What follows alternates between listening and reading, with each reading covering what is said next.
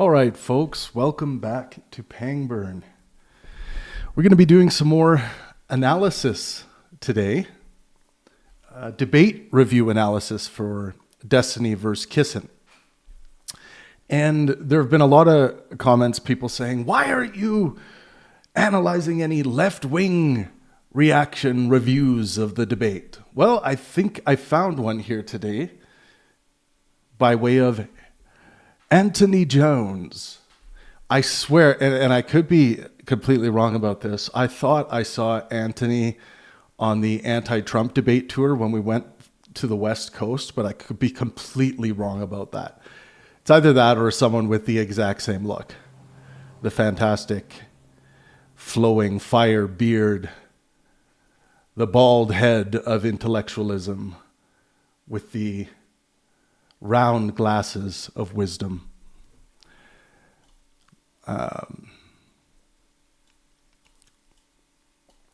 So yeah, I had my banana this morning.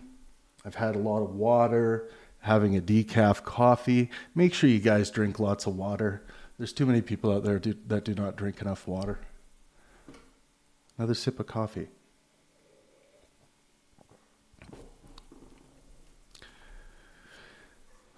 Someone is saying, I'm sure left-wing reaction will be a significantly higher quality than the right-wing ones. Well, we started off on a very rough foot with, what was the guy's name? Warren Smith, which upon reflection after doing that, it was, I underlined some things like there's a dog shit epistemology at play here, but also some things that signaled like propaganda and cult-like delivery of information. That was quite terrifying. And then I think it might have even been worse when we did the rattlesnake TV guy, Jake. It was brutal. But if you haven't seen those reviews, make sure you go and watch them. I think they're very, very worthwhile, and it shows you where those two individuals need a ton of work. They're still at like, I often call things like Jubilee. I'm sure many of you are familiar with that channel. I'll refer to that as McDonald's philosophy. But these guys are engaging in dumpster diving philosophy. They are behind the McDonald's, digging through the dumpster. We need to do better than that. They need to immerse themselves in study. And but you'll notice in my entire analysis and in what I'm telling you right now, I'm not calling them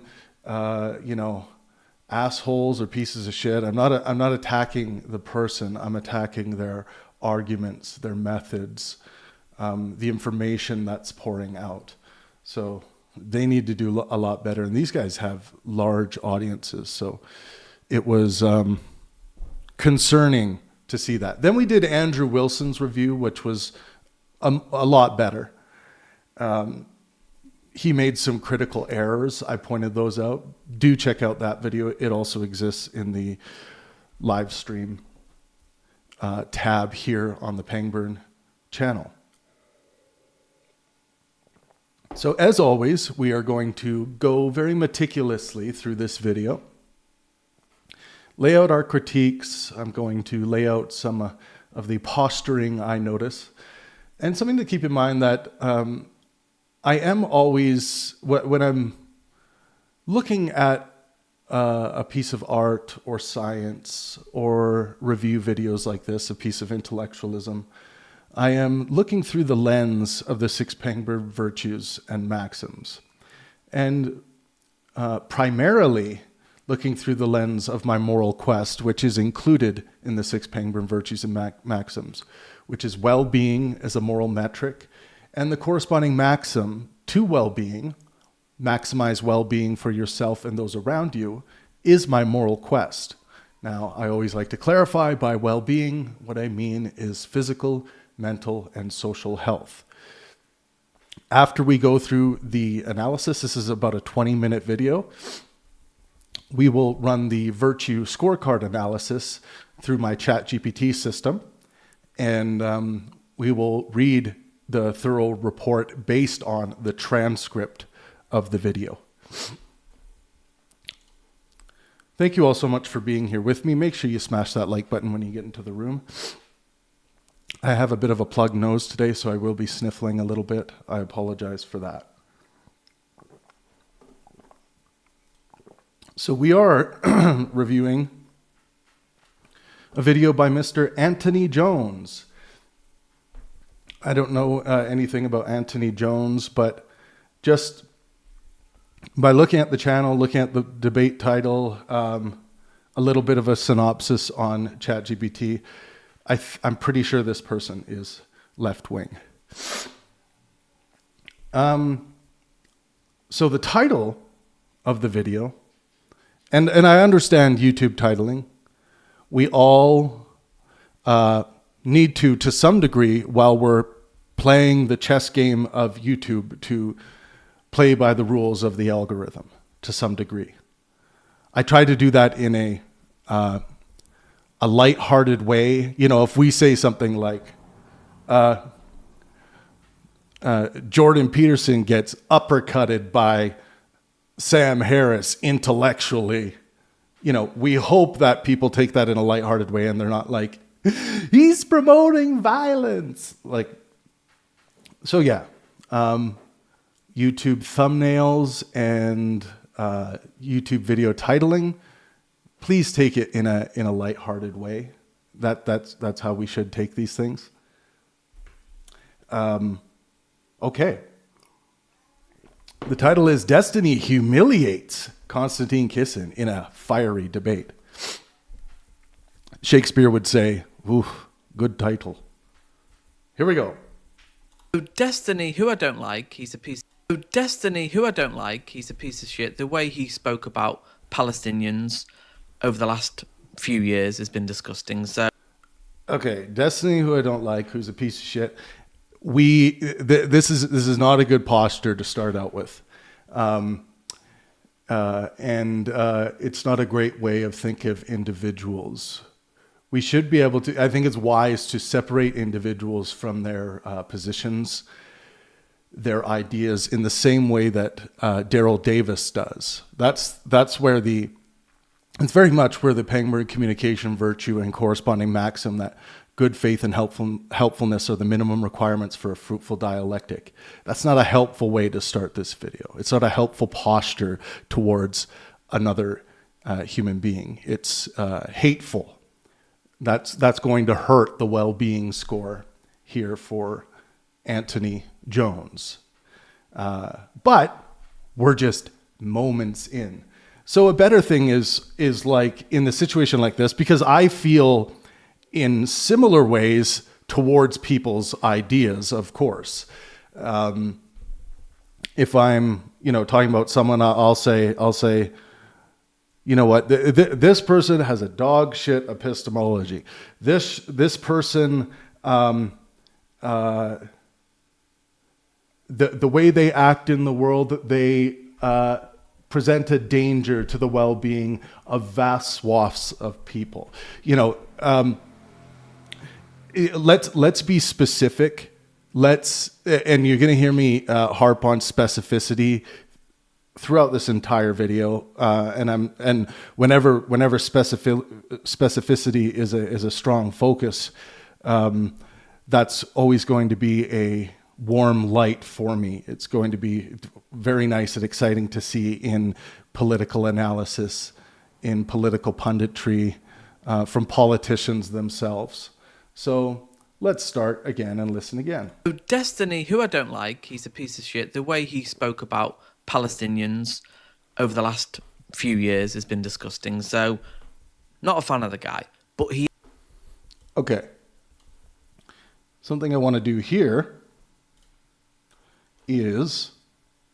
I just want to quickly look, because it's an interesting claim. It doesn't look like he's going to substantiate it. If you are going to claim things like this in a video, substantiate it. Like give the actual things he said about Palestinians, like at least a few examples. So what disgusting things has Destiny Stephen Bonnell said about Palestinians?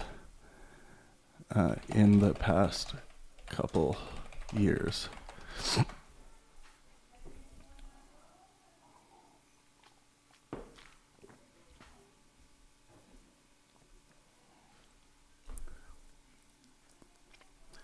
Let's see what we can find.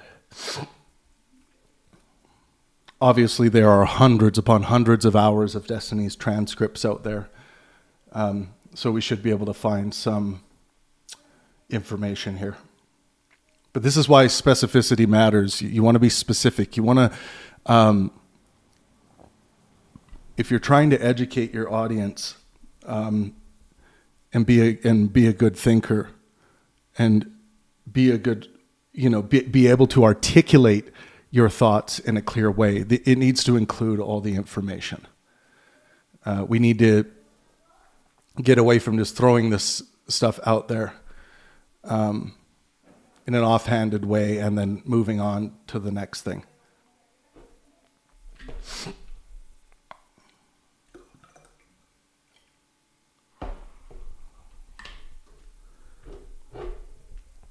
Okay. Let's see. I would not frame it as an objective fact that these remarks are disgusting, but here are several statements by Destiny about Palestinians and Gaza from roughly the last couple of years that many people have considered especially callous, dehumanizing, or offensive. The most infamous one is from March 2024, Lex Friedman, Israel-Palestine debate. Destiny said, if Israel were to literally nuke the Gaza Strip and kill 2 million people, I don't know if that would qualify for the crime of genocide. He was making a legalistic point about genocidal intent, but the wording was widely read as grotesquely indifferent to Palestinian mass death. So yeah, it does depend what, if he's just making a descriptive fact about even if 2 million people were killed with a nuke, he's not saying that would be a good thing, right? But he's saying, I don't know if that would qualify for the crime of genocide. I don't know. I would have to look at the information. I might dive deeper into that.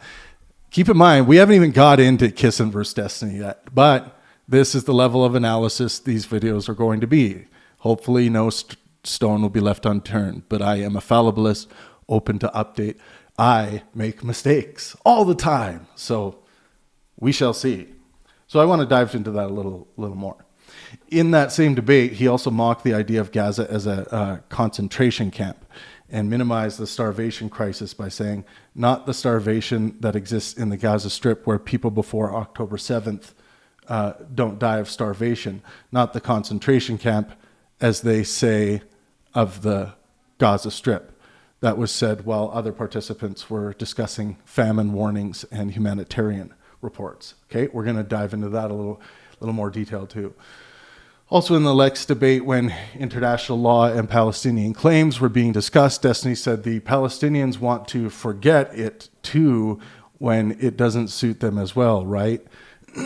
Critiques saw this as a sweeping, contemptuous generalization about Palestinians rather than a narrowly argued criticism of leaders or factions.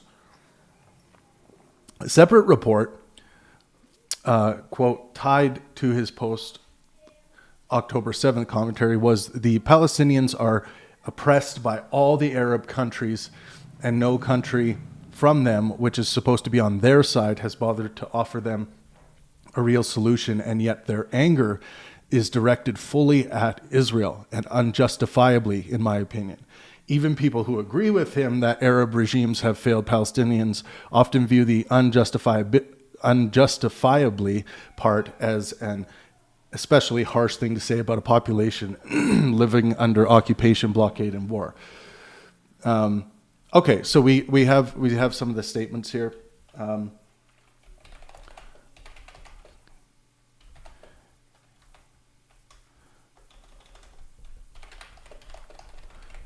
Please give me a rundown of the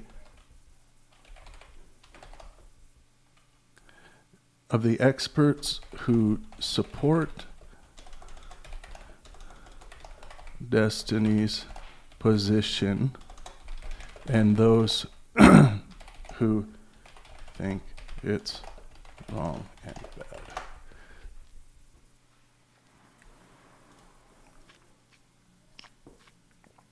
Okay.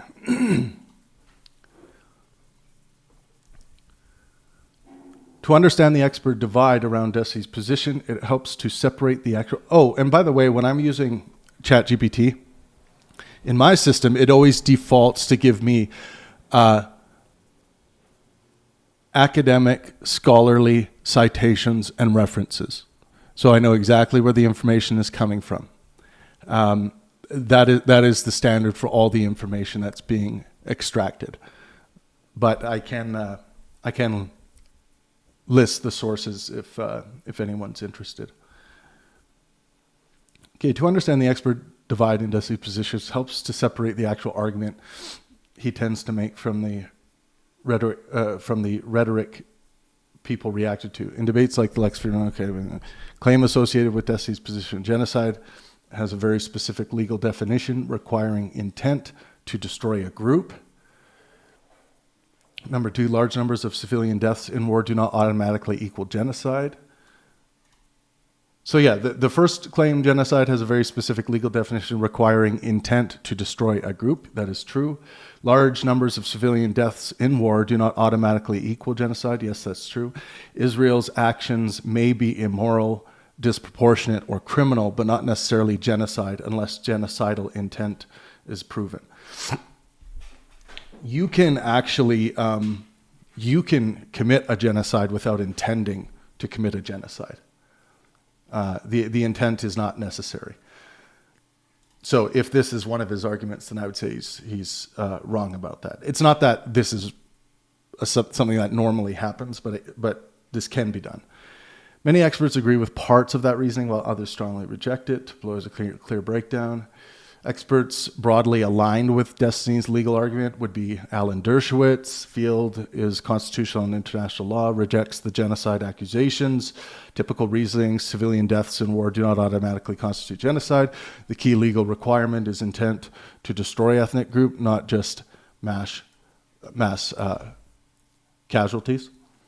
Interesting. John Spencer. Military strategy and urban warfare. He argues Israel has taken extensive steps to mitigate civilian war, including warnings, evacuation notices, and roof knock, warning munitions before strikes. The implications, these precautions are inconsistent with genocidal intent.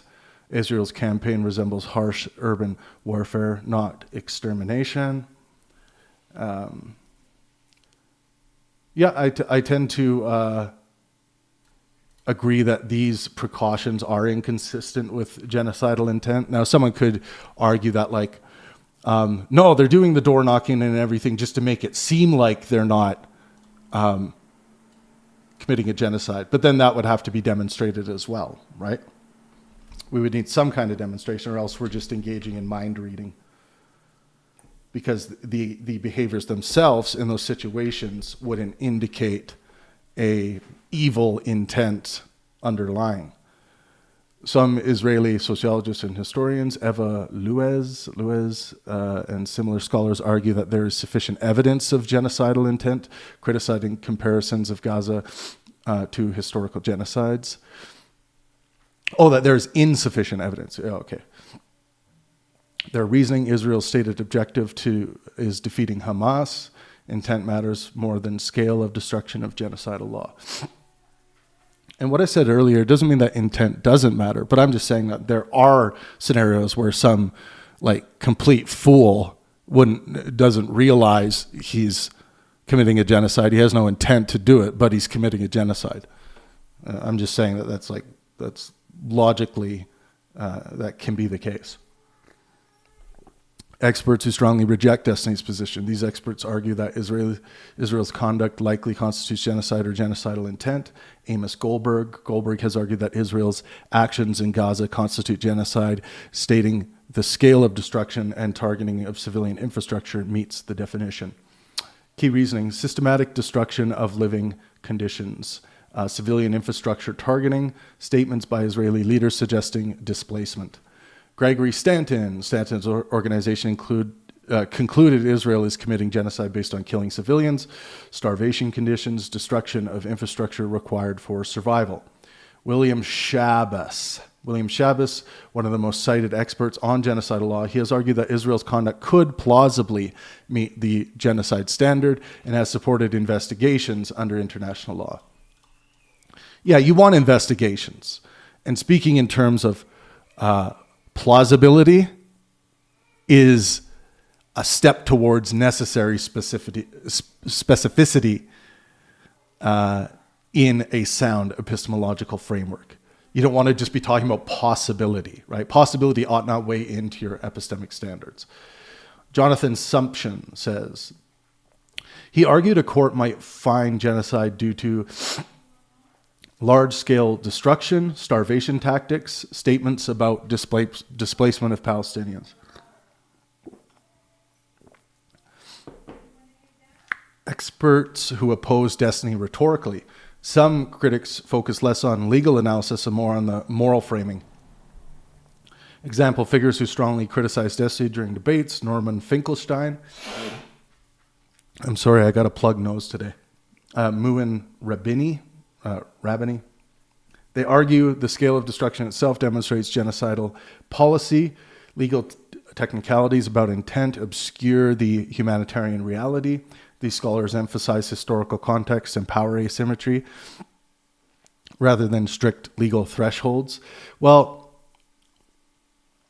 it's fine in when you're exploring the realities of what's going on to look at historical context, power asymmetries. These aren't things to simply be ignored, but the legal thresholds do matter here. What is a country allowed to do? Now, if you disagree with the legal thresholds, then your problem is with the legal thresholds. You need to go to these courts and national courts and argue for more ideal legal thresholds by your standards.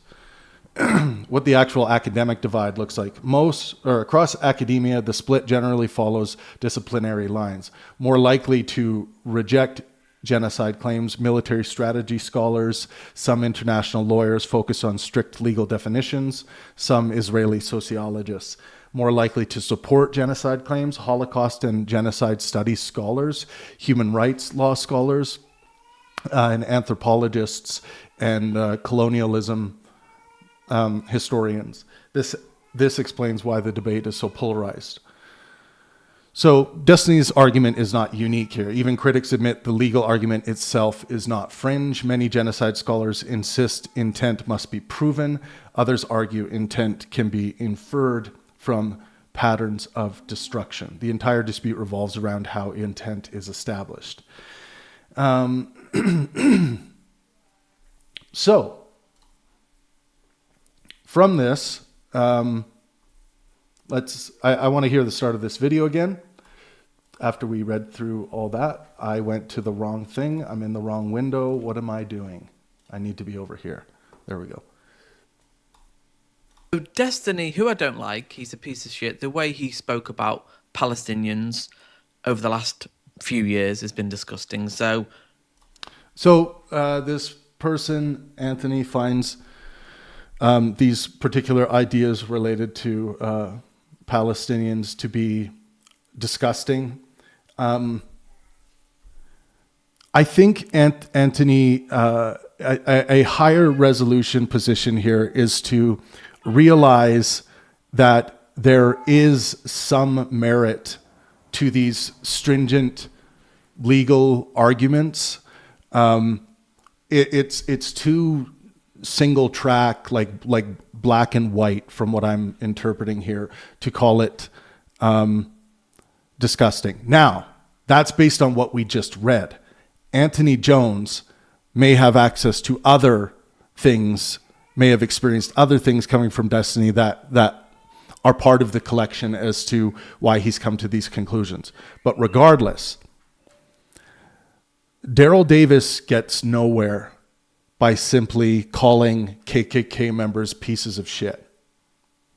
Daryl Davis has disrobed, I think it's around 200 grand wizards and KKK members in his career by by having the ultimate patience for the even in the face of ideas that he detests, and engaging with these ideas and the people who hold them in a good faith, helpful way.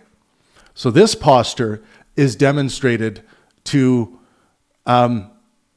not do anything if you truly care for maximizing well-being for yourself and those around you.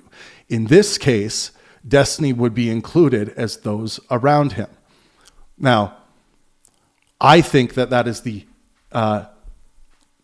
a necessary epistemic constraint if you are going to say that you are doing good. You need to at least be maximizing well-being for yourself and those around you, maximizing physical, mental, and social health for yourself and those around you. So he should be considering destiny's physical, mental, and social health when he talks about destiny. And I gave some examples as to how this can be addressed without calling a person disgusting, without dehumanizing them by calling them a piece of shit. All of these things. I hope Antony would consider this. But let's move on. Not a fan of the guy, but he is a Destiny, who I don't like. He's a piece of shit. The way he spoke about Palestinians over the last few years has been disgusting. So, not a fan of the guy, but he is a good debater. And in this debate, he's pretty much correct about everything. So, yes, it's amazing how many people out there, when we can give you like just pure empirical data, it's not hard to find, and I'm not going to go through this specific part because it's just it's so easy for people to go out there and find. But data that Destiny is a great, competent debater. There are people out there who are still deluded into thinking that he's not that, right? They're like, oh, he's just a sophist, or he's just a guy that quibbles about definitions. It's like, that is such a low resolution. It would be just as low resolution to say that about Konstantin Kisin, right? If I hear someone saying about Konstantin Kisin, like, oh, he's just stupid, or he's never made a good argument in his life. It's like, no, you're in that dumpster diving philosophy zone when we want to be moving towards the wholesome home-cooked meal, nutritional home-cooked meal that agrees with your body. That's the kind of food we want to be moving towards, not the dumpster diving behind McDonald's. Not even in McDonald's, dumpster diving behind McDonald's. So let's not delude ourselves into thinking that people we disagree with don't have any positive attributes or have any virtue or things like that. And humiliates Konstantin. And in this debate, he's pretty much correct about everything and humiliates Konstantin Kisin. And I'm not sure why Kisin did this debate. Sorry, I have to rewind a little more because I have a bit of a delay with my headphones. Not a fan of the guy in Kisin. And I'm not sure why Kisin did this. Not a fan of the guy. But he is a good debater, and in this debate, he's pretty much correct about everything and humiliates Konstantin Kisin. And I'm not sure why Kisin did this debate, as he not seen Destiny debate. So we'll want to, the claim is he humiliates Konstantin Kisin. We'll want to see if, this is a very confident posture. It's a pretty bold claim that the other debater would be, in fact, humiliated. So how are we going to go about demonstrating this, right? Debate before, because, whoever the guy is, he's a good debater. Let's get straight into it, because Kisin really gets rattled here. And I think he probably broke. I'm not sure why Kisin did this debate, as he not seen Destiny debate before, because, whoever the guy is, he's a good debater. Let's get straight into it, because Kisin really gets rattled here. And I think he probably broke his own rule of, he's quite calm in debates. He's not very good at debating, but he stays calm, which is... Okay, he's quite calm in debates. He's not very good at debating. And he also mentioned that Konstantin Kisin gets rattled. So let's see if these things are demonstrated. It's probably at least 60% of debating. Let's get straight into the video. Okay, what was the 60% thing?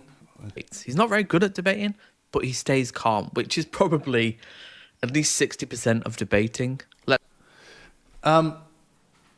Whenever you apply some kind of numerical value or percentage value to something. I really urge people against this as a thinker when you're doing analytical philosophy, because you get into the classic issue of like, oh, okay, it's 60%. How do you know it's not 61%? How do you know it's not 59%? This is not sound epistemology. You want to be claiming things that you can demonstrate if you need to demonstrate these things. But if you're going to throw a 60% figure out there like that, you really want to demonstrate why you believe it to be 60%. Probably at least 60% of debating. Let's get straight into the video. Illegal immigrants came here 30 years ago. I understand that, but if you look at the... So and then the main critique for Antony here is, when you make a claim, let's demonstrate it. Yeah. Migrating. So then are the legal ones mass migrating, or what? Is it just... The legal immigrants are also mass migrating. It's possible for them But both to it's be like mass 10 to migrating. 1, right? So Yes. so comparing the two, it seems like we're talking about different kinds of... I also should say the posture by Antony Jones is a somewhat lighthearted posture to start out this video, which I think is fantastic. Let's see if that lighthearted posture is maintained. This is going to leave you more open to the information that you are analyzing throughout the course of this kind of review. We're probably talking about different kinds of immigrants. We talk about legal versus illegal. We're talking about both, yeah. Well, no. I'm talking about both. You don't see any difference between a legal immigrant versus an illegal immigrant? Well, of course I do. Okay. But they are both mass migrating here. They're both coming here in unprecedented numbers. Something I just thought about too is the way Antony Jones just started this video. It signals to me that this person, based on the evidence of what I heard from him in describing Destiny and Destiny's ideas and Destiny as a person, the big thing when I'm thinking of the Pangburn Virtue Scorecard and how I would score Antony, I think he's going to struggle with the patient score. And the corresponding maxim in Pangburnian patience is to have ultimate patience even in the face of detestable ideas. He strikes me like off the beginning that if someone holds detestable ideas, then you don't have to have patience for them, which I think is a mistake when we're trying to garner greater wisdom for ourselves that will help us better serve our purposes. Everything definitionally is unprecedented. Is the difference between a legal immigrant versus an illegal immigrant? Well, of course I do. Okay. But they are both mass migrating here. Sorry, my audio. They're both coming here in unprecedented numbers. Everything definitionally is unprecedented as you move forward in years. We have an unprecedented amount of technology, an unprecedented amount of energy generation, an unprecedented amount of... I think you might be confused about the meaning of the word unprecedented. Unprecedented as in it hasn't happened at that level before. Yeah. Right. So if we have immigration of 20,000 people a year, that wouldn't be unprecedented because we had that before. Yeah, but the population is growing. I really like this posture from Antony Jones. He does look like he genuinely loves this stuff. He's paying attention to every word. He's not getting ready to say his next thing. You can see in his gesturing that he's really immersed in it, and I love seeing that. The country, the population, the rest of the planet is growing, the economy is growing, there's a whole bunch of other factors at play. It's not like all else equal, there's just 10 million people that have shown up. Like, there's other factors. Kissin's never thought of that before. That's the insane thing. He says that, like, live... Wouldn't be unprecedented because we had that before. Yeah, but the population is growing of the country, the population, the rest of the planet is growing, the economy is growing, there's a whole bunch of other factors at play. It's not like all else equal, there's just 10 million people that have shown up. Like, there's other factors. Kissin's never thought of that before. That's the insane thing. He says that, like, live is like you... This doesn't mean that Kissin's never thought about it before. Maybe it seems that way. A better way to frame this from a fallibilist posture is to say, it seems, based on the reaction, how this is played out, is that Konstantin Kisin has never thought about this before. Big difference, right? The fallibilist posture is just so important for good, sound epistemology. You want to signal that you are open to update and that you are talking in seemings through the lens of your experience. Like, there's other factors. Kissin's never thought of that before. That's the insane thing. He just sees, he says Another thing is Kisin might have thought of this before, but thought it to be irrelevant, right? that like livers, like you pump that up there, more people, more spend. Like his view of the world is so simplistic, like somehow that you can just like reduce immigration to the tens of thousands. It's just insane. It's So he said his worldview is so simplistic. That's a big claim, right? It's being based on what this person's viewing is a very low resolution take, like he's missing the trees for the forest here. But when you extract that out to make a claim about the entire worldview of the individual, we're lacking the necessary demonstration here. how that you can just like reduce immigration to the tens of thousands. Go back a bit. There, more people, more spend. Like his view of the world is so simplistic, like somehow that you can just like reduce immigration to the tens of thousands. It's just insane. It's so anti-reality. So he hasn't. Yeah. Okay. So I want to go back a little bit here. And it hasn't happened at that level before. Yeah. Right. So if we have immigration of 20,000 people a year, that wouldn't be unprecedented because we had that before. Yeah, but the population is growing of the country, the population of the rest of the planet is growing, the economy is growing, there's a whole bunch of other factors at play. It's not like all else equal, there's just 10 million people that have shown up.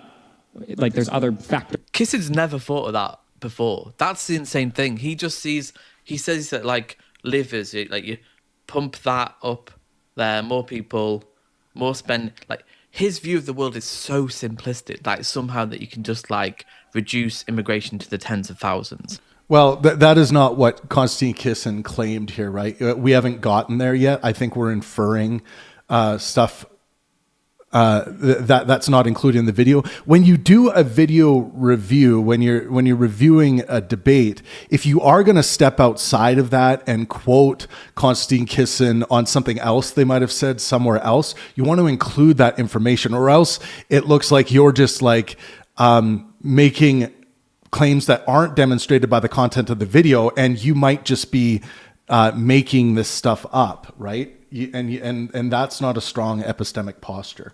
His view of the world is so simplistic, like somehow that you can just like reduce immigration to the tens of thousands.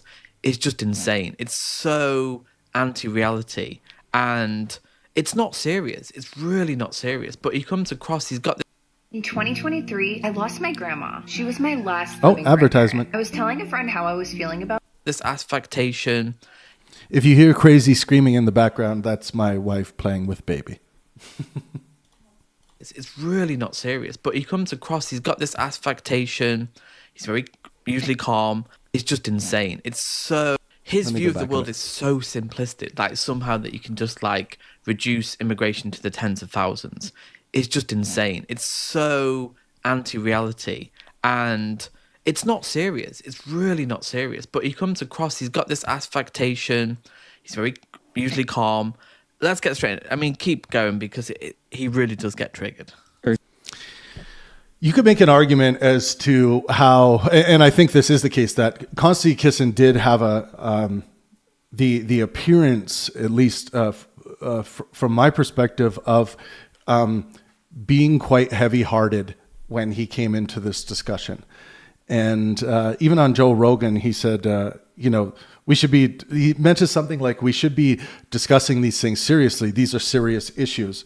Seriousness does not mean adopting an aura of heavy-heartedness. That's only going to leave you more stringent and more closed off in a dialectic. You want yourself to be open. You want to be ready to play with your interlocutor. Even if they hold ideas that you detest, you want to be ready to play with them. And what are the ground rules for play on the Pangburn stage? Good faith and helpfulness. So you should be ready to play in a good faith, helpful way with someone who holds ideas that you detest here. I mean, keep going, because he really does get triggered. At play. Okay, so there were a lot of claims there that weren't demonstrated. They weren't based on the evidence of the video, at least yet.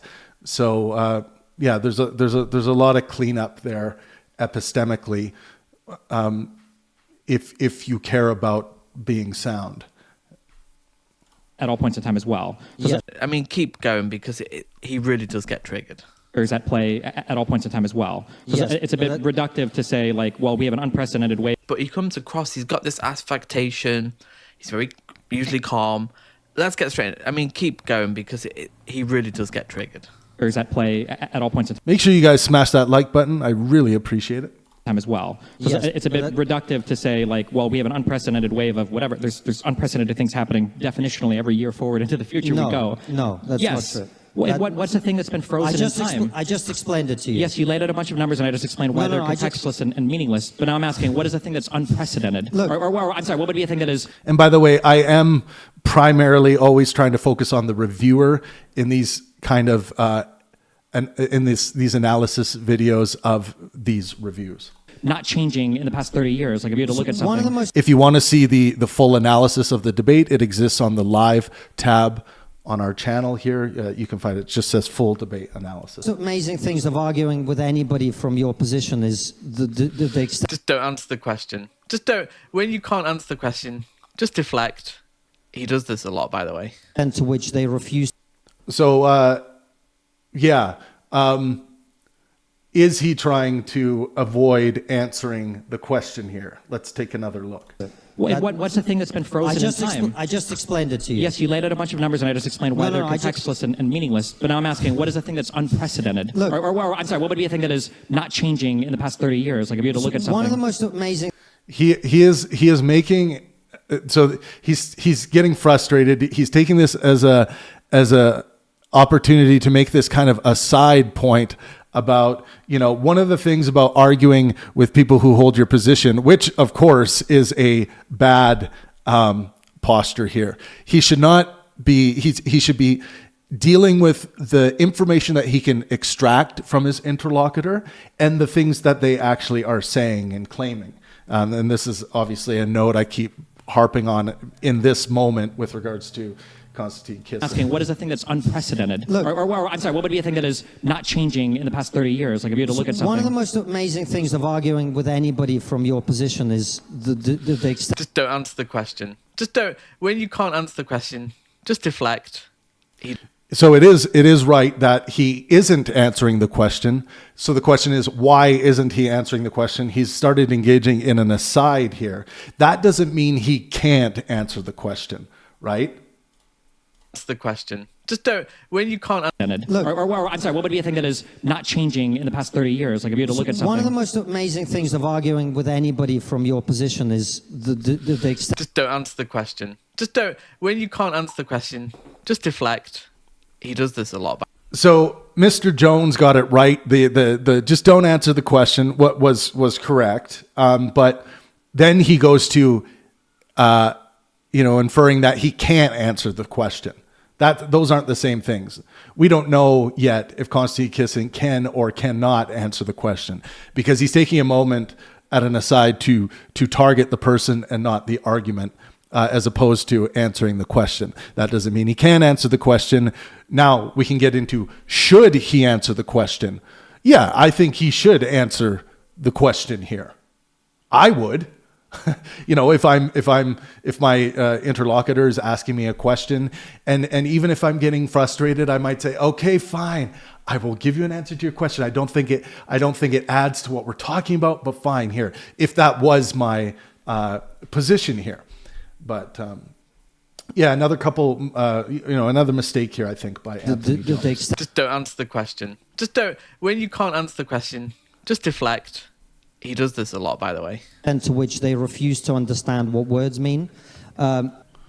Now he says he does this a lot, by the way, and so we'll want to see if he substantiates where else this has happened, because that's another claim, right? Refuse to understand what words mean. I just explained to you repeatedly. But I have to, I like the way he's moving in his seat, the way he's reaction, he is immersed into this conversation. This is great. You can tell that this kind of work seems to be maximizing well-being for Antony Jones, physical, mental, and social health. I love seeing that. I love the well-being pouring out of Antony Jones here, and I love the lighthearted posture. What unprecedented means. No, you didn't. You repeatedly what unprecedented means. No, you didn't. It means that it hasn't happened before. There have been I just explained to you repeatedly what unprecedented means. No, you didn't. It means that it hasn't happened before. There have been times in the history of this country when its immigration was in the tens of thousands, and for us to go back to that, So there was a no, you didn't there. He does this a lot, by the way. and to which they refuse to understand what words mean. I just explained to you repeatedly what unprecedented means. No, you didn't. It means that it Let's see. No. He- Right. So Yes. so comparing the two is it seems like we're talking about different kinds of. if we have immigration of 20,000 people a year, that wouldn't be unprecedented because amount of I like think you that's might be confused about the meaning of the. difference between a legal immigrant versus an illegal immigrant. Well, of course I do. Okay. But they are both mass migrating here. They're both coming here in unprecedented numbers. Everything definitionally is unprecedented as you move forward in years. We have an unprecedented amount of technology, an unprecedented amount of energy generation, an unprecedented amount of I like. think you that's- might be confused about the meaning of the word unprecedented. Unprecedented is and it hasn't happened at that level before. Yeah. Right. So if we have immigration of 20,000 people a year, that So it was more Konstantin Kisin agreeing with Destiny's definition or usage of the term, right?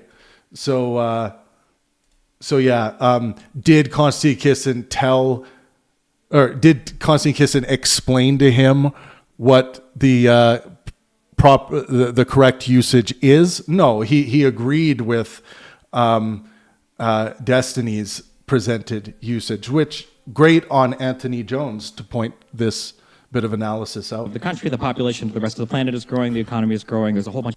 More spend like his view of the world is so sick. I think that is not changing in the past 30 years. Like if you had to look at something. one of the most amazing things of arguing with anybody from your position is the extent Just don't answer the question. Just don't. When you can't answer the question, he does this a lot, by the way. to which they refuse to understand what words mean. I just explained to you repeatedly what unprecedented means. No, you didn't. It means Yes, he did not explain to Destiny repeatedly what unprecedented means, and that was a great catch by Antony Jones. Excellent. Drink lots of water, folks. means that it hasn't happened before. There have been times in the history of this country when its immigration was in the tens of thousands, and for us to go back to that would not be going forward to something unprecedented. It would be returning to something that we used to do. Sure. Right? And my question and so is, what has happened in the last 30 I understand years what's happened. You've explained this is several times. unprecedented. Is there anything in U.S. culture, in British culture, that has remained the same for the past 30, 40, 50, 60 years, for the past 100 years, that doesn't have an unprecedented thing happening constantly? Absolutely. I mean, that is what a culture is. It was what is preserved over time. What? How? A culture is what people do without having been told to do so by a law. It's, Can you? Yeah, but what is an example of a culture that is unchanging? How much? YouTube creators, if no one clicks your video, nothing else matters. Not your content, not your script, not I don't have my traveled ad around the blocker world? turned See, on. he just can't even answer the question. And these are the real questions. Like, that is an answer that he cannot engage with seriously because culture is constantly developing. How much have you traveled around the world? See, he just can't even answer the question. And these are the real questions. It would be returning to something that we used to do. Sure, Right? and my question and so is- what has happened in the last 30 I understand what's years happened. You've explained this is several times. unprecedented. Is there anything in U.S. culture, in British culture, that has remained the same for the past 30, 40, 50, 60 years, for the past 100 years, that doesn't have an unprecedented thing happening constantly? Absolutely. I mean, that is what a culture is. It was what is preserved over time. So, yeah, Destiny is asking for an example here. Yeah. What? How?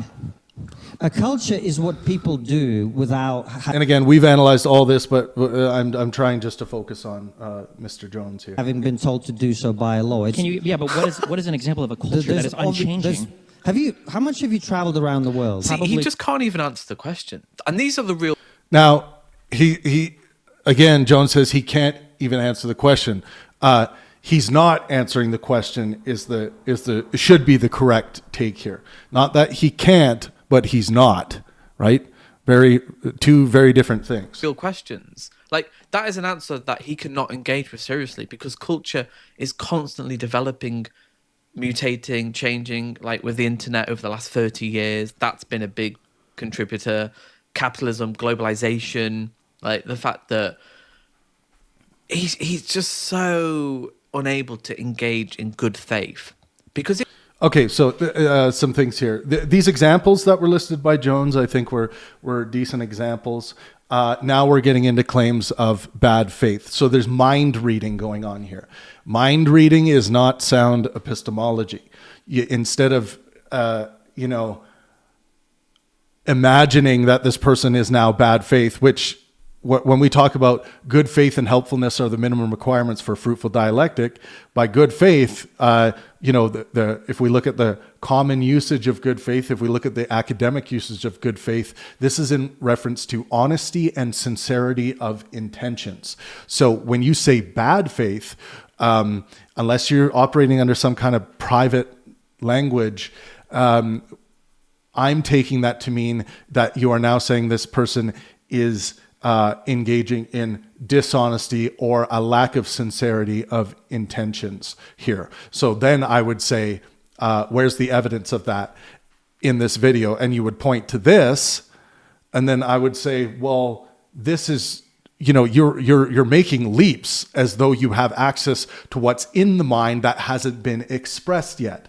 This is not a sound epistemic stance. We need to avoid mind reading. Stick to what we are actually analyzing. Don't get into imagining what might be in the mind of the interlocutor, of the person you are analyzing, or even worse, committing to that as knowledge, or feeling you are justified to believe what's going on in their mind. Globalization, like the fact that he's just so unable to engage in good faith.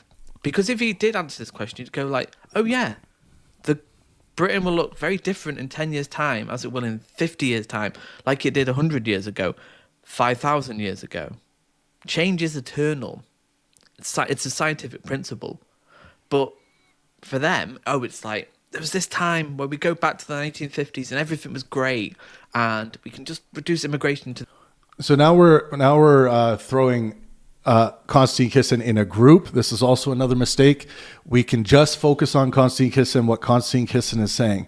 We don't need to put him into a group and start, making claims about a large group, or when you say them, it's even ill-defined. You want to, even if you do this, which you shouldn't be doing, you want to know what kind of group we are talking about when we say them.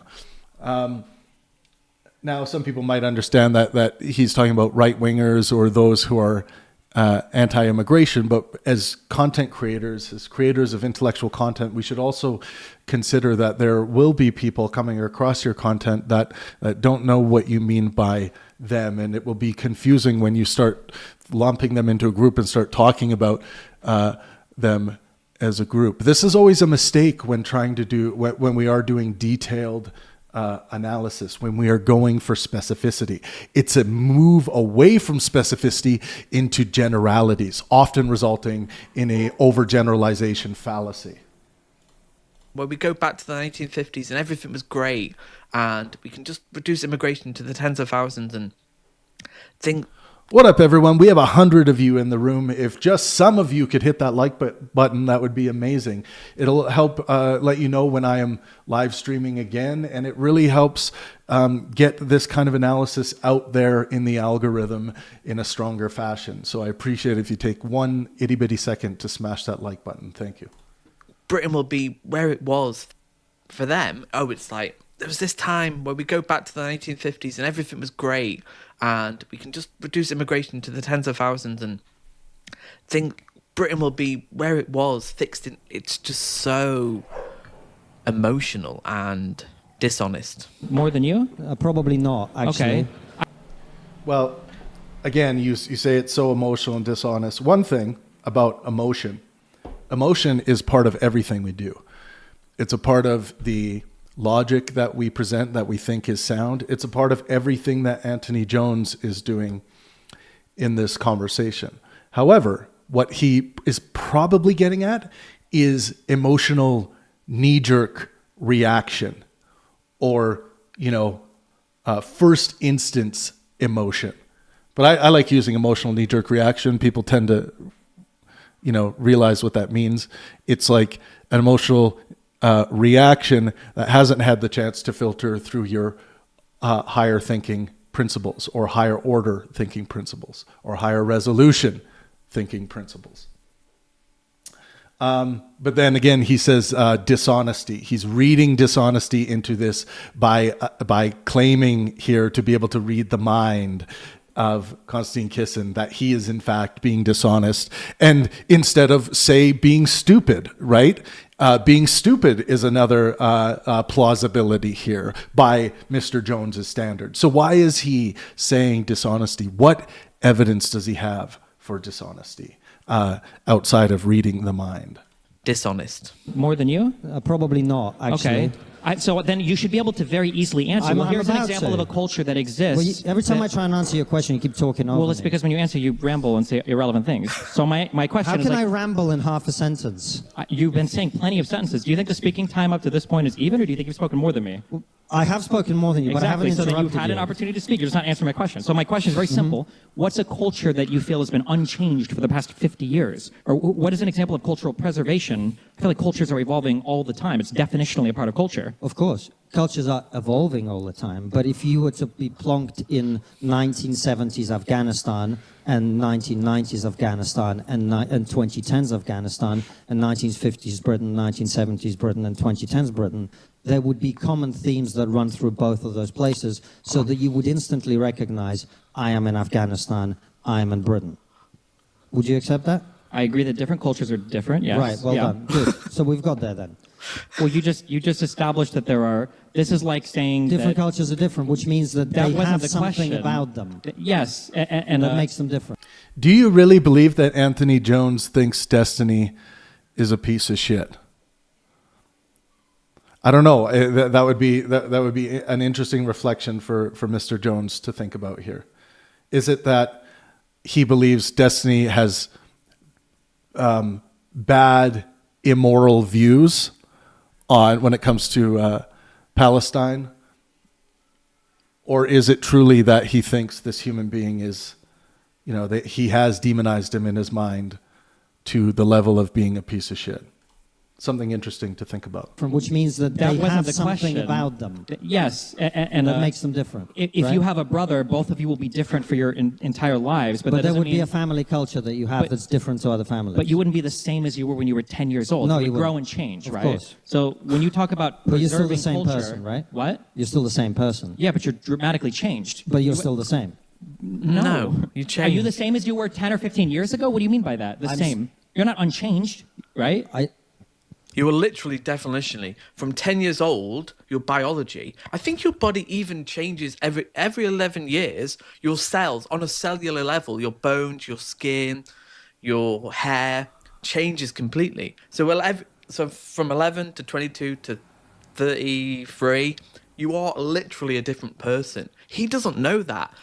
So literally a different person. There are a couple levels of abstraction that are butting heads here philosophically. So, and we get into the ship of Theseus issue here, right? So for practical purposes and let's say biological purposes, what Anthony Jones is saying here is correct, that by those particular metrics that he's outlining, there is a full recycling and change happening within the body. But there's also, we need to consider the the long-standing philosophical debate of personhood. What makes a person a person? Is it a societal abstraction grafted onto you by your family by name, and that now codifies you as that person for the rest of your life? Well, by many legal standards, that is true, right? You by that particular standard of abstraction, we are the same person. And it reminded me of Andrew Wilson went the other way, which is interesting, from where Mr. Jones's went here. And Andrew Wilson was only referencing the level of abstraction where, if if you're 25 years old and you commit a crime and they don't find out about that crime until, like, say, 15 years later, you were the person who committed that crime, or you are the person who committed that crime, I should say. So the thing is if we get too stringent about trying to, and I'm not saying this is necessarily what Jones is doing, I'm just using this as an example. If we get too stringent in trying to fight for what we think is the best usage here, you get into the whole, what is a woman conversation is a contemporary example. It's like, there is a traditional usage at play, and then there is also a second usage that is grounded in the most contemporary psychological and scientific modeling of the human condition, which includes, gender expression and things like this. So it's what's wise here is to, well, first of all, is when we open up the can of worms of personhood, there needs to be some kind of signal that this is more complicated than just one single answer. When in high resolution thinking and high resolution conceptual organization of concepts, it's very rare that we just find single usages for terms. So I think the wise thing to do here, the wise posture, is to lean on fallibilism, to ask questions, allow your thinking to happen out loud, and see where you might be wrong. And a question that should pop up here, a high resolution question, would be, well, I understand the biological realities of how change occurs, and by that standard, surely we are more human becomings than human beings. But what are some other standards and other ways that we might look at this particular issue? So this is where someone like Antony Jones could maybe take a pause and do some reading or studying on the fly or on the air, and he would or should stumble across the deep, rich history and debate history of personhood. And we talked about the ship of Theseus, which is a classic identity model in philosophy, where the idea is, imagine you have this ship that is the ship of Theseus, and it gets sunk to the bottom of the ocean. And let's say 20 years later, we're able to bring it up back from where it sunk at the bottom of the ocean and repair it. And through the whole process of repairing, only one sliver of wood from the original ship, one sliver of wood still exists after all the repairs are done. Is that still the ship of Theseus? Or is it a new ship? A different ship that requires a new identity? And there's a lot of debate about this. Now, we pull that one sliver away. Imagine we are standing there and the last sliver of the ship of Theseus is there. And we pull that sliver away and the structure is still standing. It's still there. Now, none of the original ship still exists. Is it still the ship of Theseus? Or was that sliver the difference? This is actually a deep, rich conversation to be had philosophically. But I did go over this in the Andrew Wilson video as well. But it's funny that what we need to do is for Antony Jones and Andrew Wilson's minds to collide here and realize, oh, there are different levels of abstraction here to consider in how we would give a full, deep, high-resolution answer to this issue. From 11 to 22 to 33, you are literally a different person. He doesn't know that. And also, I hope you're different from 10 years old to 32, intellectually, your ideas. You are literally a different person. It's insane just how dumb Kisin is. So, and again, he concludes this by saying how dumb Kisin is. This is an attacking the person and not the argument. This is a bad posture. This isn't a helpful posture. So he's going to, that his helpfulness marks are going to suffer because of that. You don't need to generalize the person as dumb. It's an overgeneralization. It's actually fallacious, because just because they might be dumb about this particular thing or what you've maybe demonstrated in this video, to say that now encapsulates the entirety of Konstantin Kisin, or that you are now logically sound in claiming so, is a deep philosophical error. It's very low resolution, and it's indicative of a lot of the mistakes I see in political reviews and analysis.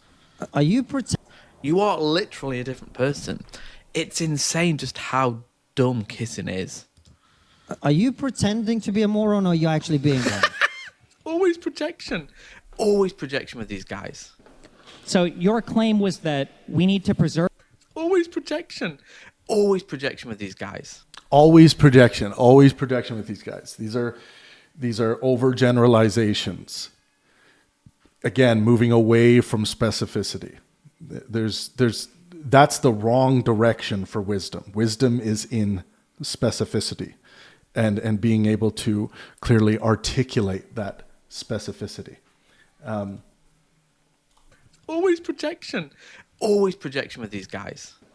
So your claim was that we need to preserve culture because cultures aren't supposed to change. No, that's not my claim. Okay, then help me understand. So I will, because if you stop if you don't interrupting remember, me. this whole topic started with I'm curious, what is a thing that is precedented? What's the thing that happens continuously through all of history that isn't changing? And then you pointed to the fact that Afghanistan and the United Kingdom are different cultures. Like that's something that I would reject. No, I didn't. I was just explaining to you what cultures are, which are the cultural differences between groups of people that remain fairly constant over time, despite changing somewhat, as all cultures do. Your definition of culture is the difference. Fairly constant. So what is fairly constant in the UK now as it was 100 years ago?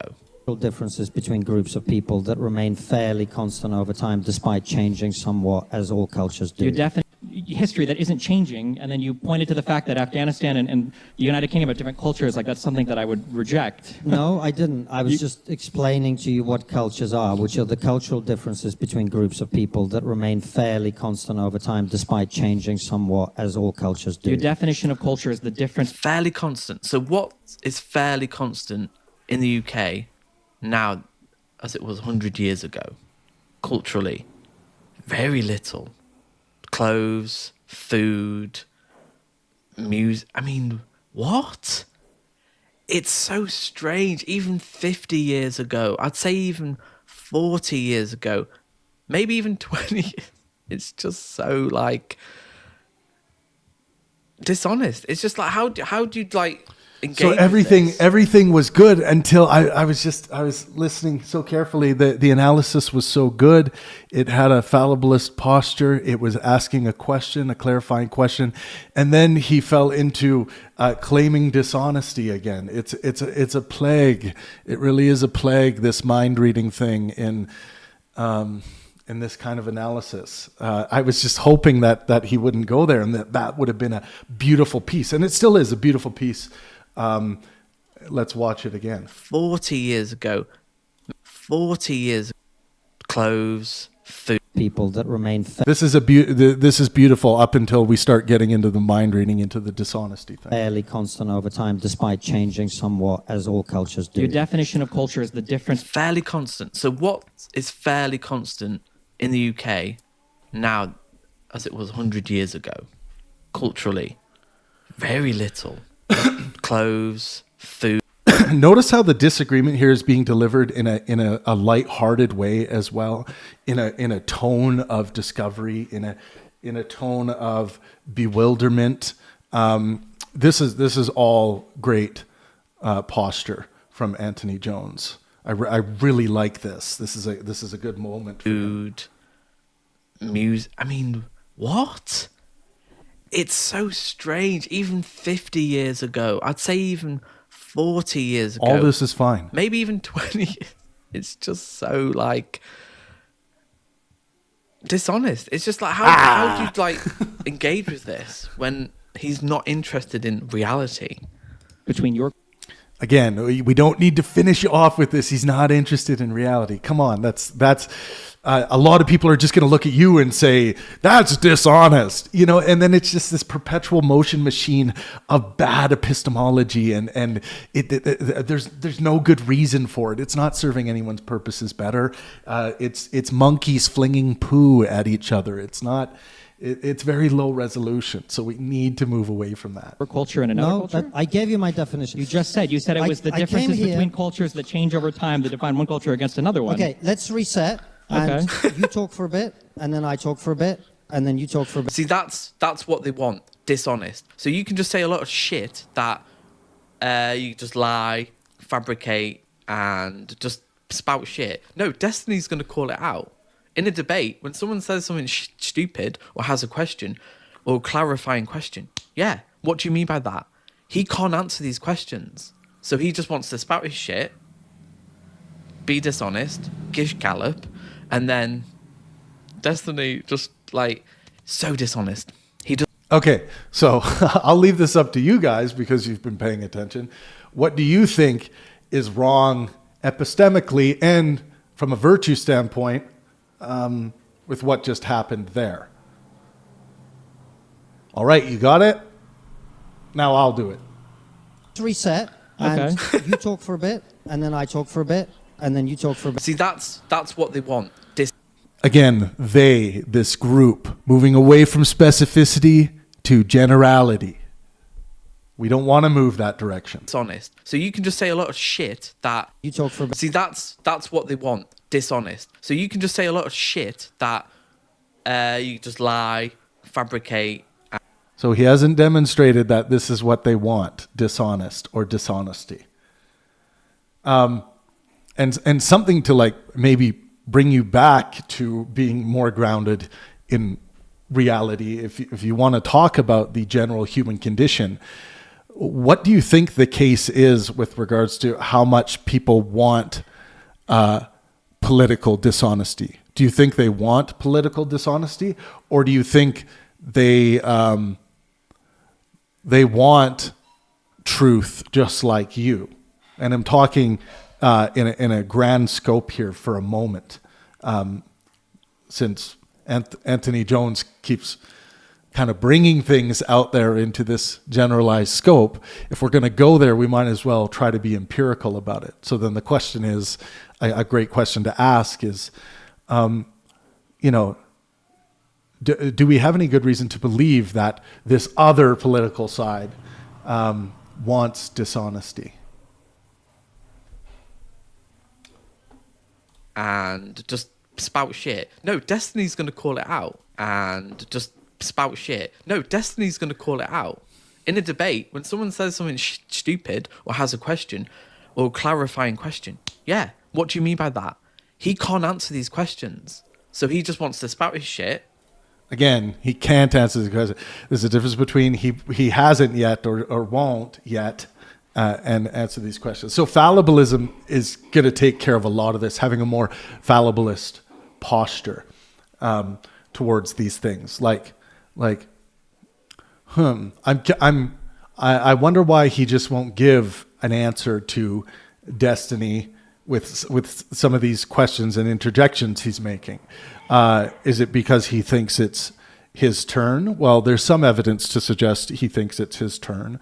And is he trying too hard, Konstantin Kisin, at this point, to impose a stringent rule of law within the dialectic here that Destiny hasn't agreed to? It's not part of, I get my 5 minutes, you get your 5 minutes. This is an open dialectic. And as I said at the beginning of this video, the only necessary constraints on this battlefield for the war of ideas to play out is that good faith and helpfulness are the minimum requirements for a fruitful dialectic. So the stage, the conduct on stage will be measured by good faith and helpfulness. So if there's a sense that honesty or sincerity of intention has gone out the window, that would cause me to interject. Now, if the levels of helpfulness are getting so dire or reaching a critical mass where I feel the need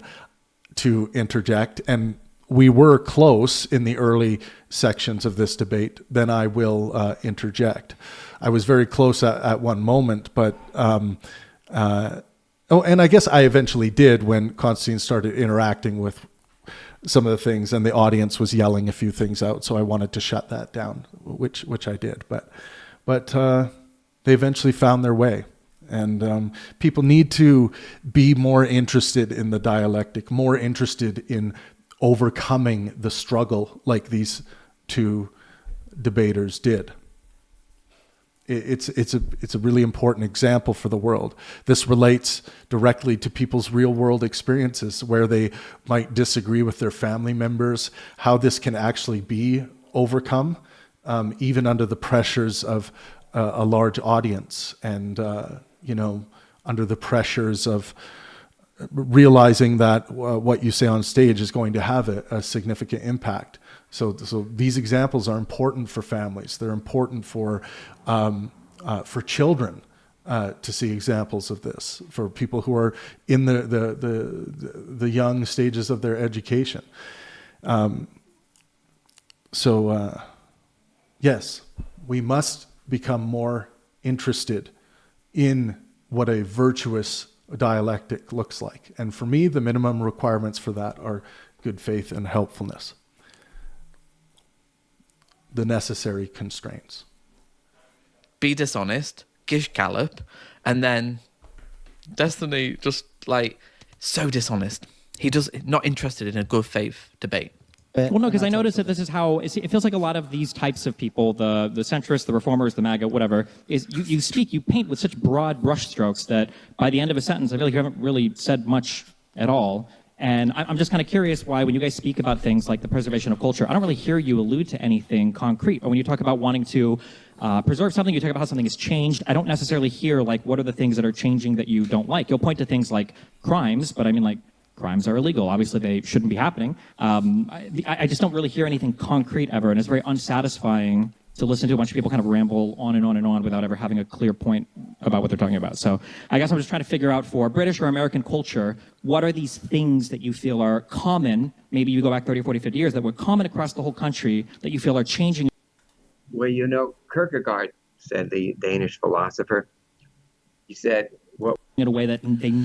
So I'm not hearing any critiques of any of Destiny's posture or positions here. Destiny, he was talking like you guys, again, doing that, moving from specificity to generalities here, but we're not hearing any critique from Antony Jones against Destiny here. Never changed in the past. Figure out, for British or American culture, what are these things that you feel are common, maybe you go back 30, 40, 50 years, that were common across the whole country that you feel are changing in a way that they never changed in the past? Okay, done? Are you going to answer that question? No, he's not going to answer the question. He's Go not. ahead. He can't, because he can't. He can't, because then it unravels completely. His ideology that somehow we go to this world of tens of thousands of immigrants. He always says that his political views haven't changed since the 90s, which says so much about how he doesn't really think. I probably believe on... So I haven't heard Konstantin Kisin say that his views have not changed since the 90s. Again, we'd want to substantiate that with a clip, with a piece of information. We need to see the evidence here. What is your justification? He always says that his political views haven't changed. Can't, because then Okay, done? Are you going to answer that question? No, he's not going to answer the question. He's Go ahead. not. He can't, because he can't. He can't. He's saying he can't, but that's different than he won't or hasn't yet, right? Again, We're making this mistake over and over again. Because then it unravels completely. His ideology that somehow we go to this world of tens of thousands of immigrants. He always says that his political views haven't changed since the 90s, which says so much about how he doesn't really think. I probably believe on some level his thinking, his critical thinking, hasn't really improved over the last 30 years. And he's a bit older than me. I think he's in his early 40s. Like, he kind of tells on himself that. So what is this belief based on, that his critical thinking hasn't improved since he was 10 years old? We're getting into some really weird zones here that, surely Antony Jones won't be able to demonstrate that. That's an absurd thing to believe about anybody from 10 years old plus, right? His thinking, his critical thinking. We go to this world of tens of thousands of immigrants. He always says that his political views haven't changed since the 90s, which says so much about how he doesn't really think. I probably believe on some level his thinking, his critical thinking, hasn't really improved over the last 30 years. Yeah, that would be, if someone's critical thinking hasn't improved in 30 years, that's just like, the plausibility of that being the case is on life support, right? Near zero. So, unless this can be demonstrated, like, it's kind of like flat earth zone, to be honest. And he's a bit older than me. I think he's in his early 40s. Like, he kind of tells on himself that he doesn't think these things through. And it is all clout. He's just a clout chaser. He talks about trans. He's not interested in actually ideas. Yeah, this is more just like attacking the person and not the argument. He's just a clout chaser. He's not interested in ideas. You need to, as things are moving on in this video, he's slipping deeper into generalities, into attacking the person and not the arguments. Veering off away from what's being demonstrated in the video. And it is all clout. He's just a clout chaser. This is how extremists speak, right? And we're falling into some extremist language here. It's all this. It's only this. He can only do that.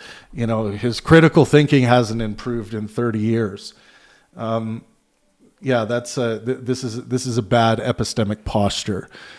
He talks about trans. He's not interested in. And again, I think it is probably born, if we look at the Pangburn virtues and maxims for a second, that patience area, ultimate patience, even in the face of detestable ideas. This is a very, this is epistemology probably born of a lack of patience for ideas that you detest.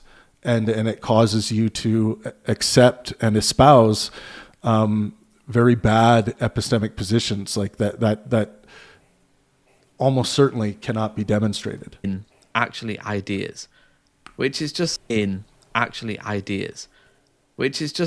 it's sad because a lot of people, watch him and somehow think that he's a bastion of critical thinking and big brain stuff. It's just, what? Insane. Attempted to answer your question many times, and I'll do so again. However, first of all, am I going to be okay to speak now for a bit? Is that going to happen? Sure. Can you repeat my question first so I know what you're... Your question is about what is culture. You brought up crime. That wasn't my question. No. My question is, over the past 30 or 40 years, what are things that have changed in American or British culture that you feel over the past 200 years before that were unchanging? Okay. One of the things that has changed in Britain over the last 30 years is we now have extensive number of Islamist terrorist attacks, mass stabbings, mass rape of British girls by Islamist and Muslim grooming gangs. Again, broad brushstrokes, data specifics here. He won't. Mass, what? So it's kind of rich that Antony is now asking Konstantin Kisin for specificity, right? When big portions of this review video have lacked specificity. Extensive number of Islamist terrorist attacks, mass stabbings, mass rape of British girls by Islamist and Muslim grooming gangs. Again, broad brushstrokes, data specifics here. He won't. Mass, what? Like terrorism, the height of terrorism in the UK was during the 70s, during the Troubles in Ireland. Like, it's incredibly rare now. You're more likely to get run over by a car or, pretty much slip in the shower. Incredibly rare. But again, not interested in good faith debate. It's not something that happened in this culture. Specifics here. He won't. What? Like, terrorism, the height of terrorism in the UK was during the 70s, during the Troubles in Ireland. Like,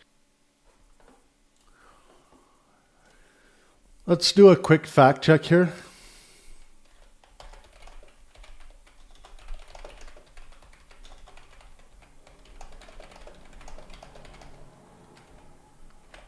We're going to ask, was the height of terrorism in the UK in the 1970s? Let's go back here.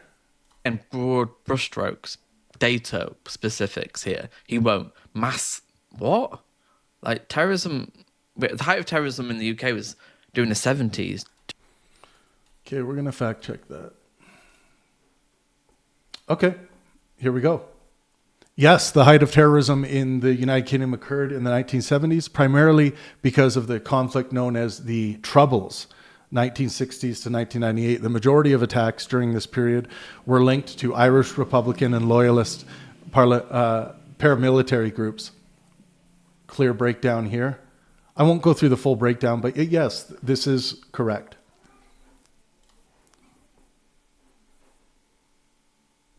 Very good. Grooming gangs. Again, broad brushstrokes, data specifics here. He won't. What? Like, terrorism, the height of terrorism in the UK was during the 70s, during the Troubles in Ireland. Like, it's incredibly rare now. You're more likely to get... Are you more likely to be run over by a car now?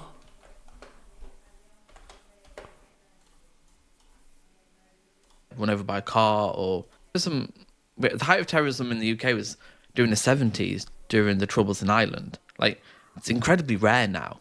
You're more likely to get run over by a car or, pretty much slip in the shower. Incredibly rare. I think he's inferring then to be victimized by terrorism. So are you more likely to be run over by a car now or to be a victim of terrorism in the UK? I'm just interested in the empirical realities. UK are vastly more likely to be killed by a car. Yeah, it makes sense. The difference is not small. It is an order in orders of magnitude. Yeah. But Konstantin Kisin, just as a note here, is not arguing that, that you're more likely to be a victim of terrorism than to get hit by a car, right? And also, Konstantin Kisin has not argued that terrorism is higher now than it's ever been, right? Grooming gangs. Again, broad brushstrokes, data specifics here. He won't. What? Like, terrorism, the height of terrorism in the UK was during the 70s, during the Troubles in Ireland. Like, it's incredibly rare now. You're more likely to get run over by a car or, pretty much slip in the shower. Incredibly rare. So it looks like he's focusing on the mass part here. Let's listen to this. The question is about again. what is culture. You brought up crime. That wasn't my question. No. My It wasn't question your is, question. over the past 30 or 40 years, what are things that have changed in American or British culture that you feel over the past 200 years before that were unchanging? Okay. One of the things that has changed in Britain over the last 30 years is we now have extensive number of Islamist terrorist attacks, mass stabbings, mass rape of British girls by Islamists. So it was extensive amount of What are with things regards that to have terrorism. changed in American or British culture that you feel over the past 200 years before that were unchanging? Okay. One of the things that has changed in Britain over the last 30 years is we now have extensive number of Islamist terrorist attacks, mass stabbings, mass rape of British girls by Islamist and Muslim grooming gangs. Again, broad brushstrokes, data specifics here. He won't. What? Like, terrorism, the height of So he didn't say mass terrorism, right? Konstantin Kisin did not say that. He said extensive. terrorism in the UK was during the 70s, during the Troubles in Ireland. Like, it's incredibly rare now. You're more likely to get run over by a car or, pretty much slip in the shower. Incredibly rare. But again, not interested in good faith debate. So he's using this as a demonstration that he's not interested in good faith debate, but Antony Jones just got the interpretation was wrong there. I don't see any good evidence to suggest that Konstantin Kisin would disagree with what Jones just said there, that there was more terrorism in the 70s. We don't have any evidence to suggest that Konstantin Kisin would disagree with that. And also, what was the other piece there? The height of terrorism in the UK was during the 70s, during the Troubles in Ireland. Yeah, we have no good reason to believe Kisin would disagree with that. Like, it's incredibly rare now. You're more likely to get run over by a car or, pretty much slip in the shower. Incredibly We have no reason to believe Kisin would disagree with that. rare. But again, not interested in good faith debate. So, I don't think Antony Jones is doing this because he's bad faith. I think I have no good reason to believe that he's bad faith. I think he appears to be doing the best work he can, grounded in honesty and sincerity of intentions to want to review this video. But I think, there's a lot of reworking that needs to be done epistemically. If there is, in fact, this massive bias cake that's sitting in front of, Jones's cognition when trying to interpret what's going on here, that could lead to some of the, conclusions that we're seeing as well. It's not something that happened in this culture before. Okay, so sexual. What? No, terrorism was at the height in the 70s. Didn't happen before. Okay, so sexual. In good faith debate. It's not something that happened in this culture before. Okay, so sexual. What? No, terrorism was at the height in the 70s. Didn't happen before. Crime was at the height in the 70s. Crime's gone down significantly in the last 30 years. So let's make sure we get the Not full interested context about of the clip here. I wanted to answer your question many times, and I'll do so. Okay. One of the things that has changed in Britain over the last 30 years is we now have extensive number of Islamist terrorist attacks, mass stabbings, mass rape of British girls by Islamist and Muslim grooming gangs. Again, broad. And then we got to jump forward to the next. Run over by a car or, pretty much slip in the shower. Incredibly rare. But again, not interested in good faith debate. It's not something that happened in this culture before. Okay, yeah. Then this coming up is a fair critique by Antony Jones. I just wanted to see that all in sequence, so because there was a break there. Okay, so sexual. What? No, terrorism was at the height in the 70s. Didn't happen before. Crime was at the height in the 70s. Crime's gone down significantly in the last 30 years. I'm not interested in it. These people are not in reality. You cannot debate these people. Yeah, so to point out this critique and this use of language is correct, right, based on the facts. But again, you're finishing off with these general statements about these kinds of people, othering, going from specificity, we got the facts right here, into generality. This is not sound because it doesn't demonstrate, you kind of lose track of what you're trying to demonstrate here. Terrorism was at the height in the 70s. Didn't happen before. Crime was at the height in the 70s. Crime's gone down significantly in the last 30 years. I'm not interested in it. These people are not in reality. You cannot debate these people. And I don't know how Destiny does it. He must have a very strong constitution. And rape did happen before. In Did you hear the words I said? Or Must have a very strong constitution. Yeah, so these people, probably referring to right-wingers here, I think we can infer that. We have someone on the left wing if that's a mistake to infer that, then I get it. But I'm probably talking about conservatives, right wingers. I mean, you can talk to these people. Destiny has been traveling around the United States of America, having good faith, helpful discussions on the Pangburn anti-Trump debate tour with all kinds of people who are on that side, that you're referring to. So yes, you can debate these people. And, I'm not saying all, but we've met so many that are good faith and helpful.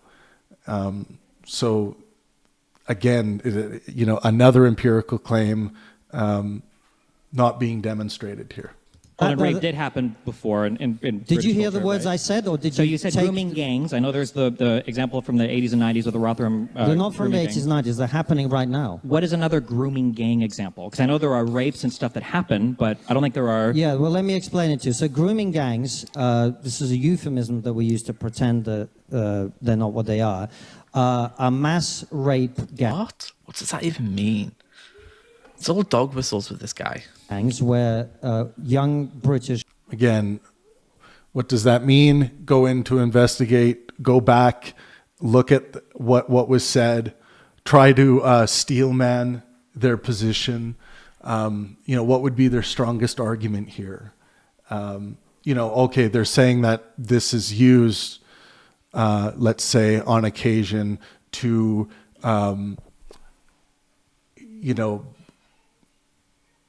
maybe downplay what are mass rape gangs. Like if we're trying to, actually get a grasp on the truth of what this person is actually trying to get at. What does that even mean? It's all dog whistles with this guy. And dismissing it all dog whistles with this guy. It's dismissive. It's not helpful. gangs where young British girls, usually underage, but also often sometimes young women, would be plied with drugs, plied with alcohol, would be taken from the care homes where they were, predominantly by Pakistani, sometimes other Indian subcontinent Muslims. They would be targeted primarily because they were white and British, so these were racially aggravated hate crimes. And they would be mass raped over periods of years sometimes. That did not used to happen in Britain. So that is a cultural it did used change. to happen. Can I It's the finish big- what I'm saying, Okay, please? you're not going to answer my question. Okay. Rape has been happening for years in Britain. I mean, it used to be legal to rape your own wife until 1994. Is Konstantin Kisin saying that there are no rapes and there were no rapes in Britain before? Care homes where they were, to pretend that they're not what they are mass rape What? What does that even mean? It's all dog whistles with this guy. gangs where young British girls, usually underage, but also often sometimes young women, would be plied with drugs, plied with alcohol, would be taken from the care homes where they were, predominantly by Pakistani, sometimes other Indian subcontinent Muslims. They would be targeted primarily because they were white and British, so these were racially aggravated hate crimes. And they would be mass raped over periods of years sometimes. That did not used to happen in Britain. So that is a cultural it did used change. to happen. Can I It's the finish big- what I'm saying, Okay, please? you're not going to answer my question. Okay. Rape has been happening for years in Britain. So, Konstantin Kisin didn't say that rape didn't happen in Britain before, right? I mean, it used to be legal to rape your own wife until 1994. Yeah, and that's a horrible thing. Don't you think Konstantin Kisin would agree that that's a bad thing? Like, what's he talking about? The idea that somehow rape is... What? Again, not in reality. And also, rape is illegal. What they did is illegal and bad. But he wants to exaggerate it because he can't answer the real questions. So it's just like, oh, this is an unprecedented issue. No, it was an issue. Like the Rotherham scandal was bad, a real issue that they're weaponizing. But they don't care about the victims of this. The fact that I think... How does he know that Konstantin Kisin or they don't care about the victims of this? 1% of rapes are prosecuted, that women often aren't even believed, the myths around rape. Like, it's just so disgusting that they... He's attributing things to Konstantin in this review video that he has not stated or said, and there's no evidence, offering any of this. Again, moving into an overgeneralization fallacy, it seems here, and not sticking with what the task is here to review this video. So I'm getting propaganda hints at when it comes to stuff like this. The accuracy has died off, and the seeming we're gonna give misinformation here and try to graft it on to this individual. And again, I haven't said disinformation yet, but sloppiness of thinking, bad thinking, we're starting to see this here at this stage of this. That women often aren't even believed, the myths around rape. Like, it's just so disgusting that they pretend to care about this when it's just an issue just to bash brown people. It's just an issue just to bash brown people.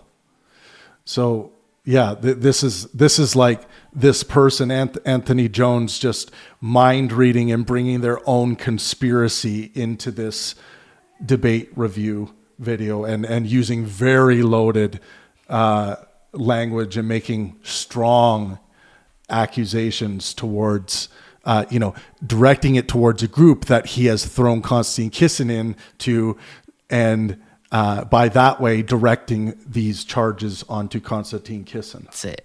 There's nothing else going on. Even believed, the myths around rape. Like, it's just so disgusting that they pretend to care about this when it's just an issue just to bash brown people. That's it. There's nothing else going on there beyond that. Okay.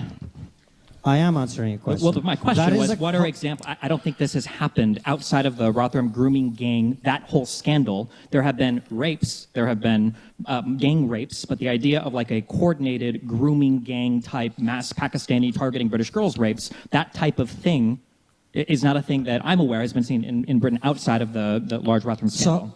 Well, I don't know. I think the fact that somewhere between 500,000 and 1 million British girls might have been raped by these gangs is quite a big deal, and it represents a change in the culture of this country that I think is quite unwelcome. I never said it wasn't a big deal. I think rape is bad. I just think it's bad when white people do it too. I think it's bad when everybody does. Yeah, but he doesn't talk about that. And there's plenty of grooming gangs that are white. Why not talk about that as well? I'm just going to fact check some of this.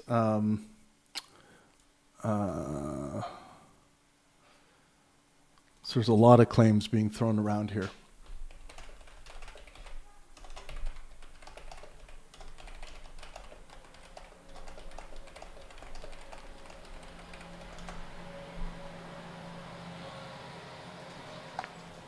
So yes, some grooming gangs in the UK have been composed largely of white offenders, while others have involved offenders from different ethnic backgrounds. The overall picture is more complex than the way it is often portrayed in political debates. I wanted to check that. It gives all the information. We've gone through the specifics in the full debate analysis, but that one in particular didn't come up, the white grooming gangs issue, so I wanted to check that one. I'm trying out Rodin's brand new 3D decomposition feature, and holy cow. Is it okay when white people do it? Like, why wouldn't you talk about that as well? Talk about that. And there's plenty of grooming. A change in the culture of this country that I think is quite unwelcome. I never said it wasn't a big deal. I think rape is bad. I just think it's bad when white people do it too. I think it's bad when everybody does. Yeah, but he doesn't talk about that.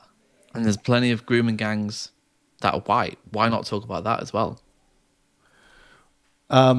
Are the grooming gangs that are white related to immigration? Because they are talking about immigration. So, and it actually might be the case. So let me check this.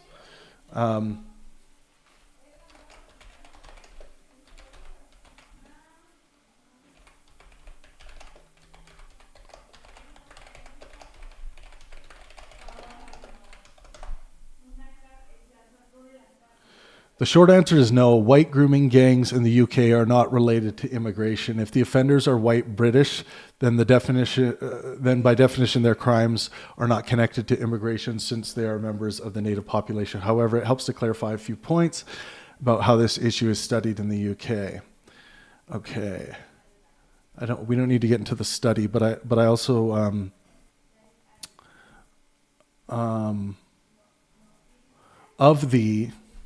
of the white grooming gangs that exist in the UK, how many of them are white British and how many are immigrant? There's no reliable data set for this. Okay.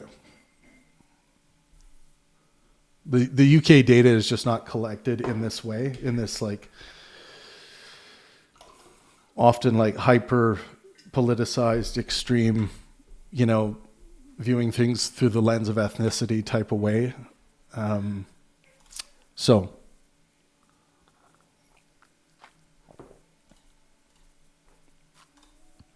is it okay when white people do it? Like, why wouldn't you talk about that as well? is it okay when white people do it? Is that really a question that is born of helpfulness, truth seeking, good faith?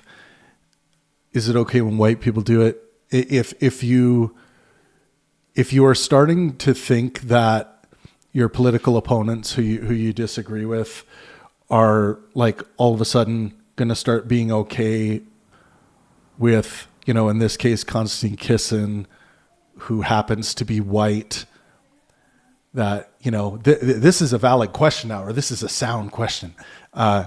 Is it because Konstantin thinks it's okay for white people to rape others? This is a sign where you're thinking through the lens of possibility within your epistemic standards and not plausibility. Like, is there any plausibility factor to believe that Konstantin Kisin thinks it's okay for white people to rape people? And if so, where is your evidence? And when you come to present your evidence, is it going to be mind reading? Is it going to be things like this? Is it going to be conspiratorial line drawing?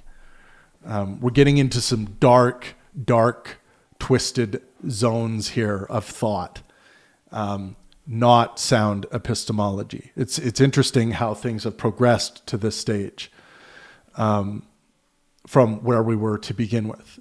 Some more minor epistemic issues and postures, but now we're getting into some pretty critical areas that are specifically targeting to seemingly minimize the well-being of those around us. In this case, Konstantin Kisin, or those others, they, them, that Mr. Jones has been referring to here. It's like equally as bad when white people do it. Why not talk about that as well? Is it okay when white people do it? Like, why wouldn't you talk about that as well? It's like equally as bad when white people do it. Does it? My understanding is right now for the crime stats in the United Kingdom, it tends to be more white people are even overrepresented in terms of sexual assault and rape. But I'm aware that there are immigrants that rape people as well. I think all rape is bad, but the idea that there is a mass Islamist, jihadist, rape gang-centered thing in the United Kingdom that's functioning, So I think how many girls would have to be Oh raped my for you to God. admit that it's a mass thing? He's not interested in good faith debate. It's just disgusting, really. Disgusting. Can't answer the questions about somehow cultural preservation and how culture, has been frozen in time somehow. And then, like, this stupid question about, no one wants rapes. Also, I question this use of the concept disgusting here. Like, is this really like a good way of describing this dialectic? I find, speaking of rape, I find things like rape disgusting. I find things like, spousal abuse disgusting. I find starvation disgusting. So using this kind of descriptor perhaps gives us a little insight as to why we are hearing these strange things coming out of Mr. Jones here, like, you know, oh, why isn't he talking about white people? Is that because he thinks it's okay for white people to rape? Like, you know, maybe that's why we're hearing a term like disgusting being used to describe this dialectic. This stupid question about, yeah, no one wants rapes, whoever does it. I mean, about somehow cultural preservation and how culture... Kingdom that's functioning, So I think how many girls would have to be Oh raped my for you God. to admit that it's a mass thing? He's not interested in good faith debate. It's just disgusting, really. Disgusting. Can't answer the questions about... He's not interested in good faith debate, and he's on the Pangburn stage, which is grounded in good faith and helpfulness, and he accepted the challenge from Destiny. That doesn't make a lot of sense. So again, where's the empirical goods for your claim here, Mr. Jones? somehow cultural preservation and how culture, you know, has been frozen in time somehow. And then, like, this stupid question about, yeah, no one wants rapes, whoever does it. I mean, sickening. The question isn't if it's a mass Well, thing. Again, disgusting, sickening.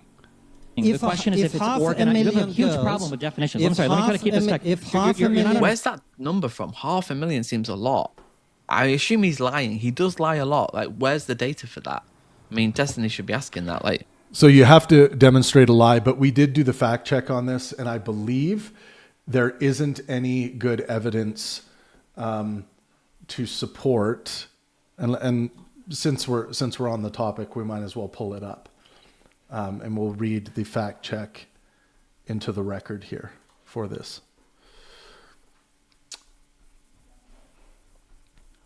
Yeah,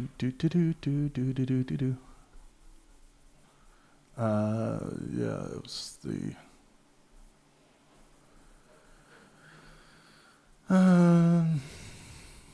let's find it here.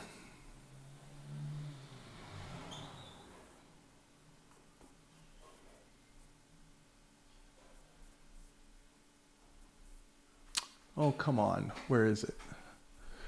There's the Brexit economy. There's,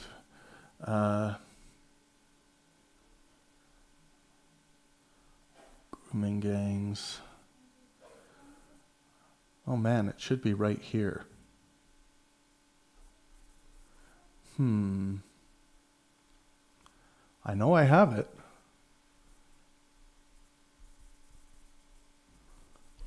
Well, I should be able to call it up.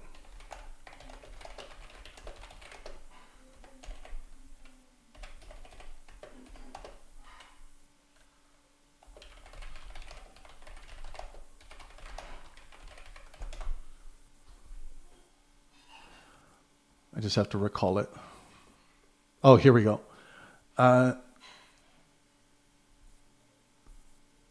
So the claim that 500,000 to 1 million British girls were raped by grooming gangs is a figure that circulates online and in some political commentary, but it does not come from any official UK investigation or data set. It's generally considered a misrepresentation or extrapolation from broader child sexual abuse statistics. So the number comes from overall child sexual abuse estimates. So a major UK inquiry, the independent inquiry into child sexual abuse, the IICSA, looked at sexual abuse of children across many contexts: family abuse, institutions, online abuse, etc. Separately, surveys like the Crime Survey for England and Wales estimate that roughly 7 to 8% of women experience sexual abuse before age 16. Given the UK population, that translates to hundreds of thousands or even millions of women over many decades who experience some of childhood sexual abuse. However, this includes all forms of abuse: family abuse, acquaintances, online abuse, institutional abuse, trafficking, etc. It does not refer specifically to grooming gangs. Grooming gangs cases are a much smaller subset. Grooming gangs usually refers to group-based child sex exploitation networks, which have been investigated in places like Rotherham, Rochdale, Telford, Oxford, Newcastle. For example, the Rotherham inquiry, we went through this a lot in the full debate analysis, estimated about 1,400 victims between 97 and 2013 in that town alone. Even if you combine multiple cities, the numbers are thousands, not hundreds of thousands. So again, even if you combine multiple cities, the numbers are thousands, not hundreds of thousands. So how the 500,000 to 1 million claim is produced. The large number is usually created by taking all childhood sexual abuse victims in the UK, assuming a large share were grooming gang victims. That's a big issue, right? Assuming a large share were grooming gang victims, extrapolating over decades. But there is no evidence supporting that assumption. Most child sexual abuse in the UK, like in most countries, occurs within families or known individuals, not organized gangs. So what official reports say about perpetrators? Studies of grooming gang cases found some high-profile networks involved Pakistani heritage men, but national data shows perpetrators across many ethnic groups. The Home Office review in 2020 concluded that claims that grooming gangs are overwhelmingly one ethnic group are not supported by national evidence, partly because many police datasets did not record ethnicity reliably. So there you go. In summary, the 500,000 to 1 million figure is not an official statistic, so it shouldn't be stated as a fact with a level of certitude like Konstantin Kisin does. It comes from misusing general childhood sexual abuse prevalence estimates. Grooming gang victims number in the thousands, not hundreds of thousands, based on known investigations. So whenever you hear people talking about grooming gangs and hundreds of thousands or a million or stuff like that, that just hasn't been demonstrated. We're talking about thousands, which of course is terrible and brutal. Just even that number existing is horrifying. But it's not hundreds of thousands based on known investigations. Child sex abuse overall is tragically much broader than grooming gangs. Okay. Where's your... If half a million... Where's that number from? 500,000 seems a lot. I assume he's lying. He does lie a lot. Like, where's the data for that? I mean, you shouldn't assume he is lying. You should have good reason to believe he is lying. You shouldn't assume he is lying. You should have good reason to believe he is lying. Just like when Donald Trump gives an update about Iran, for example, it is incorrect to take that information in assuming he is lying about it, even though he is a pathological liar. That's been demonstrated empirically in so many different ways. But that doesn't mean you should assume he is lying about the information regarding this update related to Iran. What you should do, though, is fact check the hell out of what Donald Trump is saying. Do detailed analysis. Don't take someone like that as gospel or on faith. You shouldn't do that in general. But there are many cases in people's education, for example, that we take all kinds of things at face value when we read them in textbooks, when we hear them from professors, and to some degree we do need to do this. You eventually do find thinkers out there who you can trust to be doing thorough analysis and fact-checking on the things they eventually come to believe. And it doesn't mean you should follow or listen to anybody infallibly. Infallibilism just is never justified. It just isn't. So go about this fallibalistically and find fallibilist thinkers out there who are good at discerning facts and information. All right, we're almost through this video.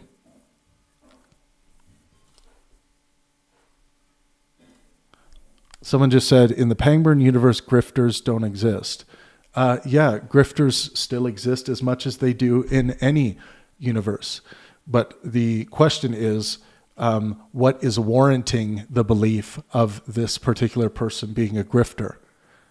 I hear all the time people being like, oh, this person's a grifter. Why? Because they said this thing. Nobody is that stupid. Well, I hate to break it to you, but people are often that stupid when it comes to all kinds of different things. It doesn't mean they're a grifter. So grifting can be demonstrated, and it has been demonstrated time and time again. Emails are found to demonstrate grifting. Things they say or let slip is a demonstration that they are grifting. Information coming out that they were being paid, real information that they were being paid by some organization to represent this particular worldview or thing. And it was at that time that all of a sudden their ideas started changing. So we can look at grifting there. So no, grifting exists, but you don't get to, as someone, people out there go around calling everyone grifter all the time. You don't get to escape the wrath of my empiricism, the wrath of my epistemological standards. I will be there to point out when you are taking leaps, when you are not demonstrating or you don't have demonstration for something that you believe, and you're basing it on some kind of conspiracy theory or mind reading or things like that. So, yeah. I'm wise to those out there who want to get away with calling people grifters without any justification for doing so. Where's that number from? 500,000 seems a lot. I assume he's lying. He does lie a lot. Like, where's the data for that? I mean, Destiny should be asking that. Like, where's your evidence for that? Yeah. You're not following the conversation. Stephen, Rape is bad, but organized grooming gang You've asked me a lot of questions, and every time I answer them, you ignore my answer. At all, but now answer my question. Yeah. Answer my question. If 500,000 girls... But you haven't answered any of his questions. You're just deflecting. You want to talk about this because you can't answer the question. ...have been mass raped in this way, specifically being... Deflecting. If 500,000 girls... But you haven't answered any of his questions. It's not that he hasn't answered any of his questions. Again, when Destiny is, he asks him a direct question, then Konstantin Kisin responds to clarify something or answers the question incorrectly. We've seen instances of that. Incorrectly based on how Destiny would interpret it, right? So again, to say that Konstantin hasn't answered any questions is again incorrect. If 500,000 girls... What Anthony Jones probably means to say here is that he hasn't answered any of these questions sufficiently or maybe as directly as he would want to see it. But you haven't answered any of his questions. You're just deflecting. You want to talk about this because you can't answer the question. ...have been mass raped in this way, specifically being targeted because they were not of a particular religion or ethnicity. How many of them would have to be treated in this way for you to admit that it's a mass thing? What's the number that make... What is that question? He's almost like reveling in it. Like, I want it to be more. What's the number? Like, what? It's such an emotional response to... And almost like reveling in it. Like, number would make... What is that question? He's almost like reveling in it. Like, I want it to be more. What's the number? Like, what? I think that's a fair posture and response and analysis from Anthony Jones here. It does seem to be like, Konstantin Kisin is reveling in the question and maybe feeling like he has something that's going to be difficult for Destiny to contend with. I can see that. It's such an emotional response to an issue that he doesn't care about. Like, again, all responses are emotional. What you need to do is add another qualifier, like emotional knee-jerk responses. We are all emotional creatures, emotional beings. Even the kinds of thinking, the kinds of justifications, the kinds of epistemology, all of this is come to emotionally by our sentiments. But we're we're referencing something different here. But if we're going to be rigorous, if we're going to get more specific, we should qualify what kind of emotion we are talking about. You should talk about it across the board and the reasons, the psychological reasons, the opportunism, like why are men doing this? Doesn't want to have that debate. It's just like brown people bad. That's the level of his discourse. No, nobody has said brown people bad here. You, sir, Mr. Jones, are reading that into this discussion, and you haven't demonstrated why you are justified in hearing that or seeing that. Maybe you'll provide that at the end of this video, but we're getting close to the end. So answer my the question. Wasn't I don't know The how you would, answer I is a don't know how you number. would identify Give a us a mass number. thing. Give us a the question number. was Give organized us a grooming. number. You said 500,001. So you're Okay. right. You're right beneath the threshold. Maybe tomorrow Well, you'll it's- have it. it's actually- so the question is it's there actually organized? between half a million Okay, and so a million. okay, I'll ramble. So again, Konstantin is presenting this. And again, I promised I wouldn't get in it. We've already done this analysis, but it's important to know that Konstantin is continuing to present this as though it is a fact. But I don't know where he's getting this from. We did read as to how this is typically assumed based on a really bad connection of dots, of statistical dots.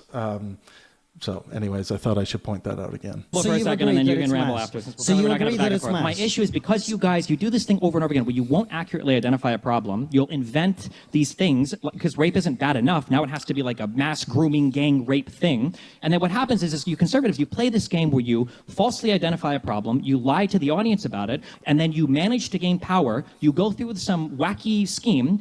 Go figure, the wacky scheme doesn't fix anything, and then somehow you come back with the same recycled narratives over and over again asking for another shot at it. It's happening right now with Farage. So yes, Anthony Jones is yesing this. He agrees with this. But again, this is the thing we see that I view as low resolution debate and political tactics. It's not helpful in the dialectic to ascribe your interlocutor to a group and then start lumping them in with that group. It's a move from, again, specificity to generality.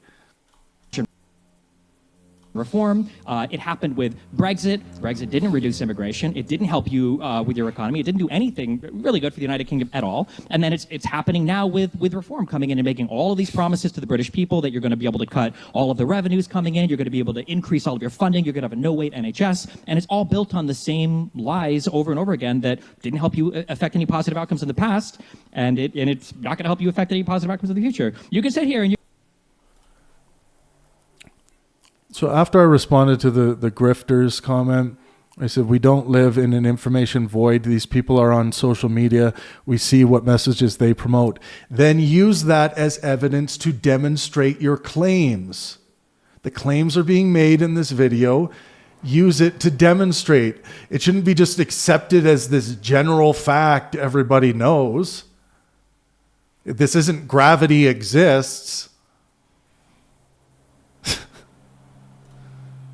You can be upset about it, but I watched you and Matt Goodwin debate on stage where you guys NHS, and it's all built on the same lies over and over again that didn't help you affect any positive outcomes in the past, and it's not going to help you affect any positive outcomes in the future. You can sit here and you can be upset about it, but I watched you and Matt Goodwin debate on stage where you guys both made the bold prediction that once the Tories were out, your immigration numbers would be over 1 million per year. They plummeted to 300,000. I haven't heard you say anything about that. Your predictions were completely wrong, just as they were with Brexit as well.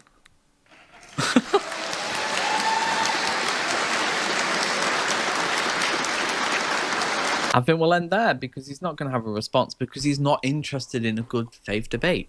Kisin doesn't care about the facts, doesn't care about solving issues. It's all a grift to make money. That's it. And it's coming over. It's over because the culture. Yeah.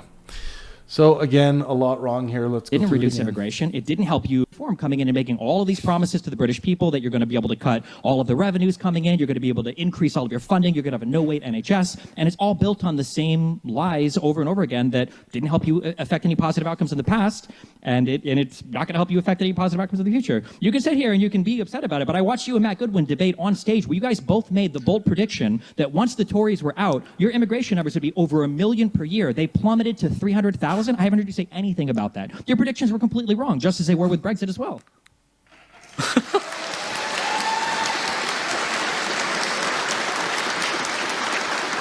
I think we'll end there because he's not going to have a response because he's not interested in a good faith debate.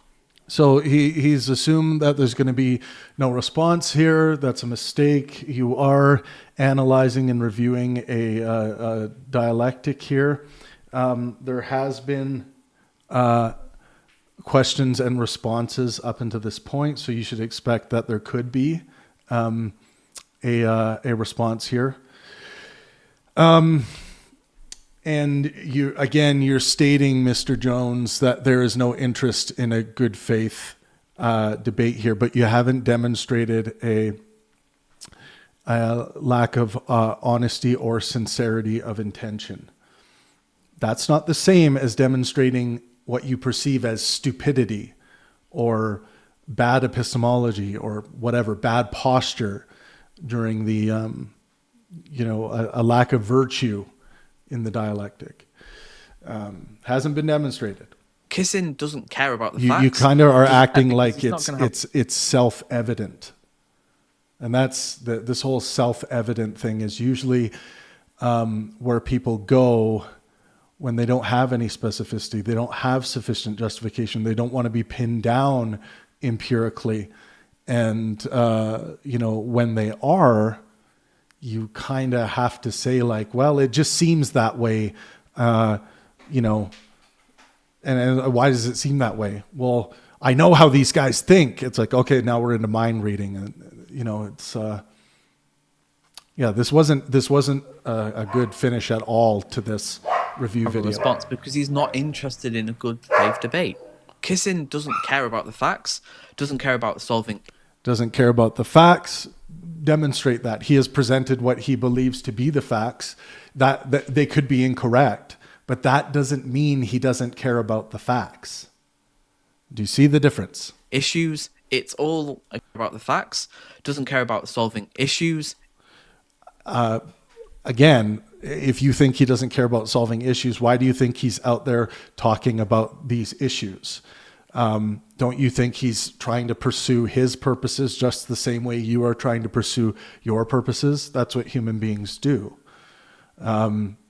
So I do think when we demonize people, and I think there's been a bit of that in this video, it can lead us to unsubstantiated, unwarranted beliefs about them, and it can kind of disconnect those other human beings from being human. All of a sudden they take on these traits that are just like non-human in that they're not pursuing, valuable purposes that they hold valuable, just like you are as a human being.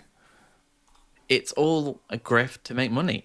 That's it. And it's all a grift to make money. That hasn't been demonstrated at all. It's coming over. It's over because the culture war, I think, are dying. They're not completely dead. There's still clout chasers out there.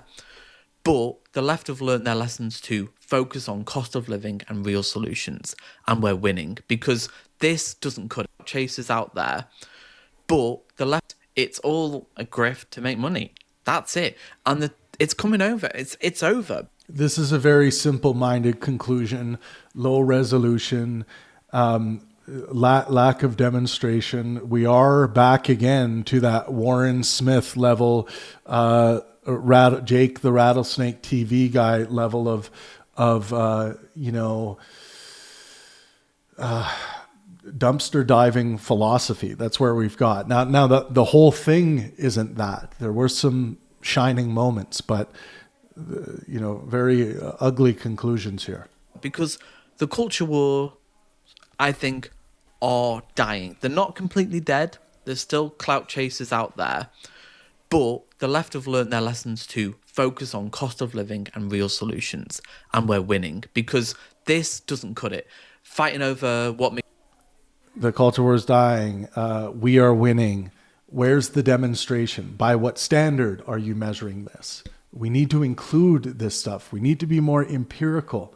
We need to up the resolution of our epistemic standards and our ability to articulate those standards. Makes you British, like, you know, the fight between ethnic, that's it. And it's coming over. It's over because the culture war, I think, are dying. They're not completely dead. There's still clout chasers out there. I can't hear him anymore but for some reason. The left I have think learned I'm their having a lessons delay with too. my Coming headphones. over. Sorry. It's over because the culture war, I think, are dying. They're not completely dead. There's still clout chasers out there. But the left have learned their lessons to focus on cost of living and real solutions. And we're winning because this doesn't cut it. Fighting over what makes you British, like, you know, the fight between ethnic nationalists and civic, like, this is boring. It doesn't really, most people don't care about this. They want a good standard of living. They want cost of living to be tackled. They want how. Include the empirical data when you say this thing, or else it's just, claims without evidence, right? Housing, and they want a good NHS. None of what Kisin talks about. Even give a statistical citation so you can be fact checked on it. Never talks about these issues. It's all trans, Muslims, like rape gangs, and so again, we would want to see if that's true. What are the? Let's look at what are the issues. Let's go here. What are the most common issues discussed by Konstantin Kisin?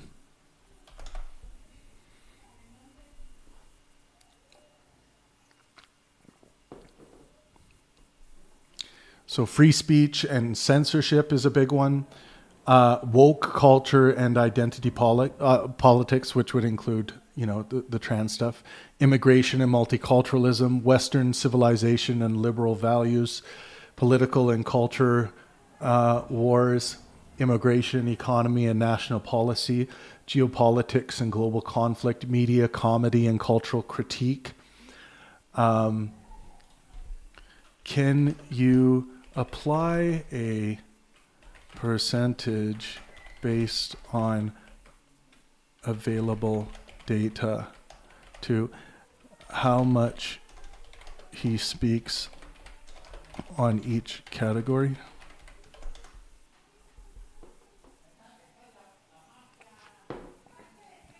Yes, using available observable data, topic frequencies and speeches, titles of his videos, book themes, major interviews, transcripts, we can construct a rough empirical distribution. So woke culture, identity politics, culture war issues. This isn't just trans, by the way, but it's at around 28%. Free speech, censorship, around 20%. Immigration, multiculturalism, national identity, about 17%. Western civilization, liberal values, 12%. UK and US politics, about 9%. And then it goes down from there. Media criticism, journalism, this stuff's around 5%.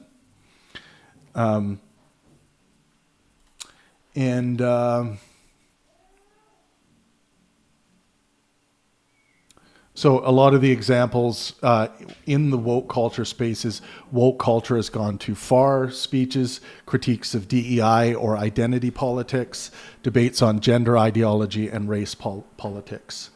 But only accounting for about 28%, right? Let me go back a little bit here. Muslims, like rape gangs, and they want a good NHS. None of what Kisin talks about, never talks about these issues. It's all trans, Muslims, like rape gangs. All trans, Muslims, rape gangs. And so that's not what the empirical data would show. He doesn't give a shit. He clearly does not give a shit about people. So he's this is again strange. Like it's just so narrow, and it seems to be coming from he doesn't give a shit about people because we have many political disagreements across the board, and that means he doesn't give a shit about people. and that's where this person's belief is currently sitting. And I don't think there's any good demonstration to be made that he doesn't give a shit. He's got a particular traditionalist, I would say center-right view, very common amongst people who are kind of center-right. Some people might argue he's more right than center-right when it comes to immigration and culture war issues and all of these things. But that doesn't mean he doesn't care about people and he doesn't give a shit about people. This is what demonization can do to the mind. And we saw a lot of, bad thinking and interpretation and review and analysis in this video. So what we're going to do next is we're going to take the transcript, and it is now scorecard time. Oh yeah. I'm actually going to have the analysis. Hey, sweetie. I can hear my baby boy outside saying dada. Okay.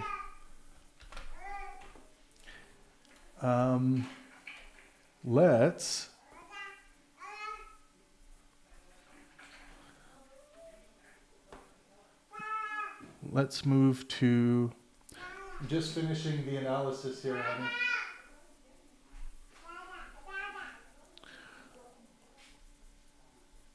Okay, we got the transcript. Let me pull up my other screen for doing this because I want to show you guys how this works. I think I got to turn off this. Okay, deactivate. Okay, then scene 3. We should be able to activate. Here we go.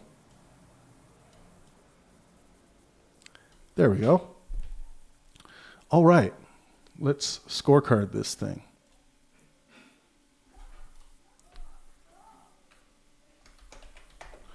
Now,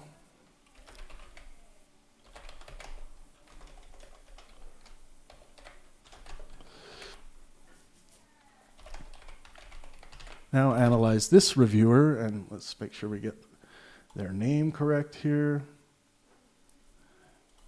Antony Jones.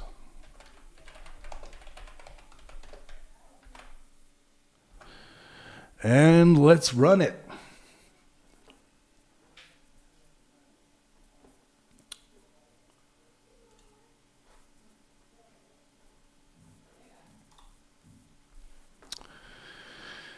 Okay.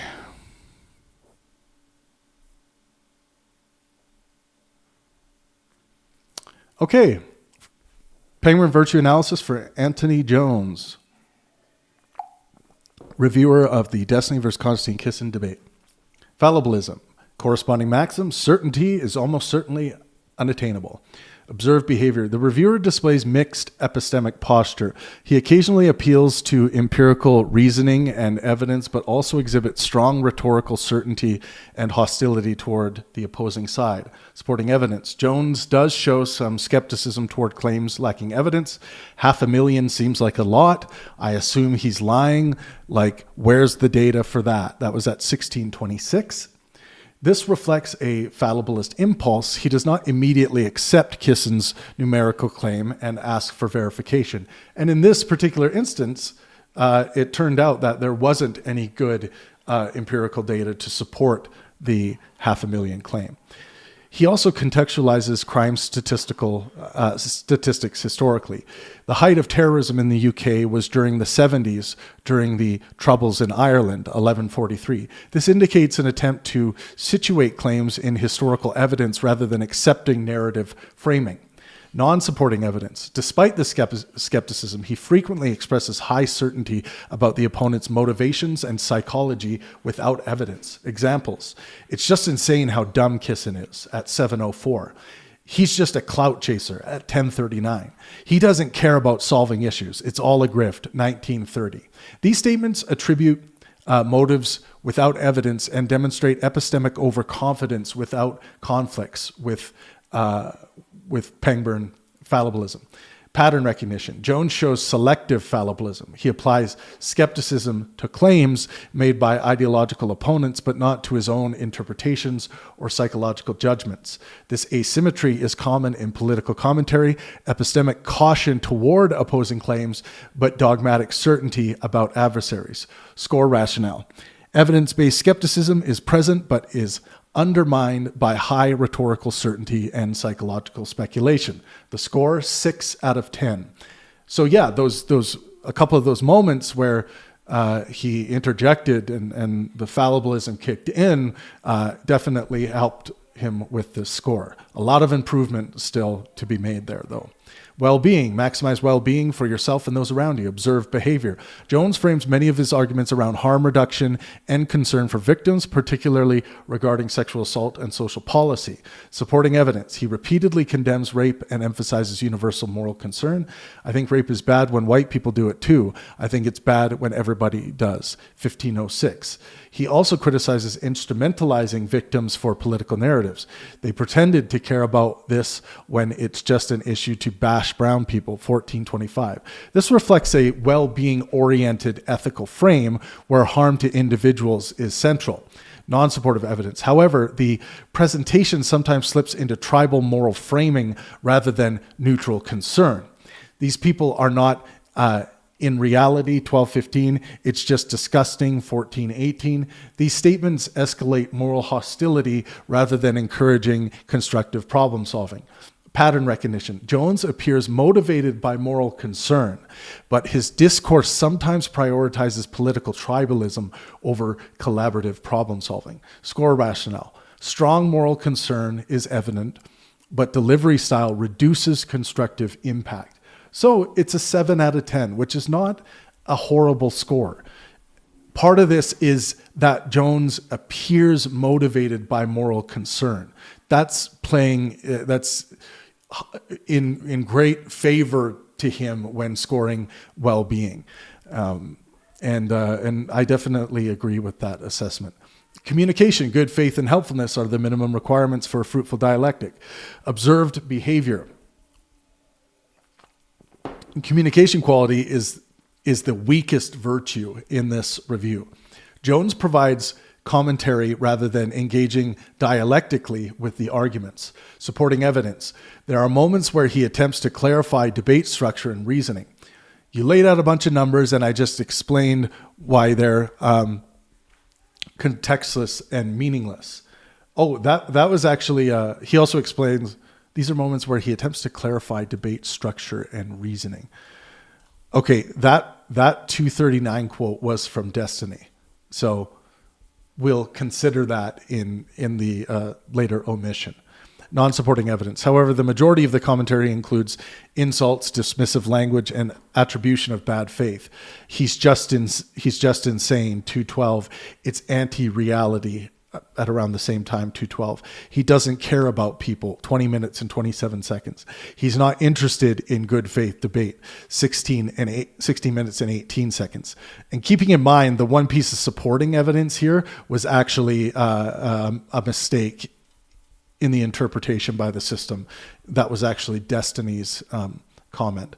So under the Pangburn communication framework, these rhetorical moves degrade epistemic dialogue even if the underlying argument is correct. So the pattern recognition here is Jones's style is performative commentary rather than dialectical engagement.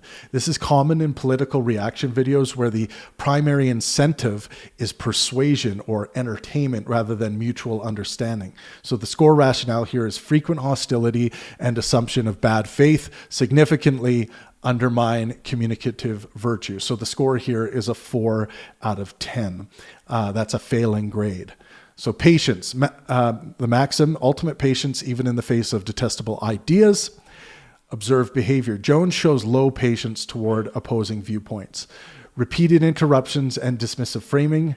It's insane, 212. He just can't answer the question, 359. It's so emotional and dishonest, 449. These people are not in reality, 1215. Rather than exploring possible reasoning behind the opposing view, the viewer quickly attributes incompetence or dishonesty. Pattern recognition. Jones treats the debate as ideological conflict rather than philosophical exploration. In Pangburn philosophy, patience means engaging ideas deeply, even when they seem obviously wrong. Score rationale, emotional reactions, and dismissive framing indicate limited patience. 3.5 out of 10. That's an abysmal patience score. So it's interesting that it said back here, communication quality is the weakest virtue in this review, but this was a lower score. So I'll have to go in to the system and make some updates there so it doesn't make that assessment before the rest is scored, because so far, patience is a lower score. Lightheartedness, refine and express your sense of humor. Humor appears occasionally, but is largely sarcastic or derisive rather than playful. So it's interesting here. You want to combine to get a good look at the Pangburn virtues here. You want to combine what the system is saying here and the observations I made, because the system does not have access to some of those neat little lightheartedness postures I noticed when Mr. Jones was taking in the information from this debate. So lightheartedness, refine and express your sense of humor. Humor appears occasionally, but is largely sarcastic or derisive rather than playful. Examples, it's insane just how dumb Kisin is. 704, always projection with these guys. 707. This style reflects mockery rather than lighthearted humor. Under Pangburn philosophy, lightheartedness ideally reduces tension and keeps dialogue humane. That's very important. Under Pangburn philosophy, lightheartedness ideally reduces tension and keeps dialogue humane. Pattern recognition. Humor is primarily used for ridicule rather than conversational openness. So the score here is 4.5 out of 10. Inspiration.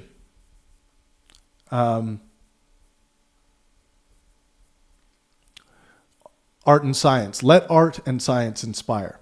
Remember that inspiration in Pangburn philosophy is how inspired the individual or system or whatever's being analyzed, how inspired it is by art and science. Where's the evidence that art and science are key sources of inspiration? So the observed behavior, the review contains very little engagement with science or artistic inspiration. The only quasi-scientific reference occurs here. Change is eternal. It's a scientific principle. So that's at 4 minutes and 36 seconds. However, this is used rhetorically rather than as engagement with scientific literature or ideas. We should be seeing science and art and different expressions of inspiring literature used when doing analyses like this, calling upon empirical data, if we're fact checking, the science of empiricism, all this stuff we want to see.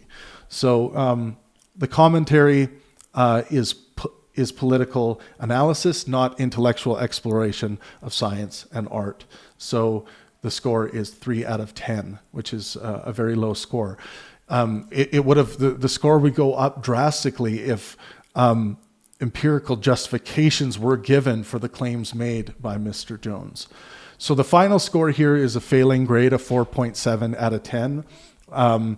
The well-being score, that sense of urgency in wanting to maximize well-being for himself and those around him is there, but it just doesn't apply to those others. Those who have been demonized, and in particular, this person in Konstantin Kisin that is being reviewed, and also some statements early on in the video towards Destiny. So a failing grade of 4.7 out of 10, a lot of room for improvement here. So the structural assessment is the strengths were moral concern about harm and victims, some skepticism towards unsupported claims, willingness to contextualize statistics. The weaknesses here, frequent ad hominem rhetoric, attribution of motives without evidence. That was frequent. Low patience for opposing viewpoints. Limited engagement with scientific reasoning. So the overall Pangburn interpretation here is Antony Jones demonstrates moderate epistemic awareness and strong moral motivation, but his rhetorical style undermines the communication and patience virtues necessary for productive philosophical dialogue. His analysis often contains valid counterpoints, yet the delivery shifts towards tribal commentary rather than dialectical inquiry, lowering his Pangburn virtue profile, which we noticed that a lot, where he was getting off to the right track, but then the normative assessments or the value assessments after that were entangled with just a complete lack of empiricism. So a failing grade for Mr. Jones. This is kind of around the same area of where we were with Warren Smith's review or analysis, and Jake Rattlesnake TV's analysis. So there you have it. We made it through.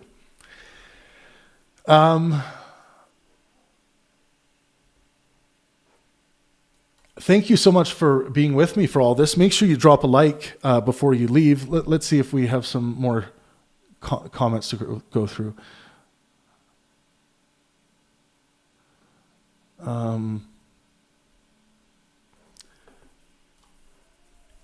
Let's go like this.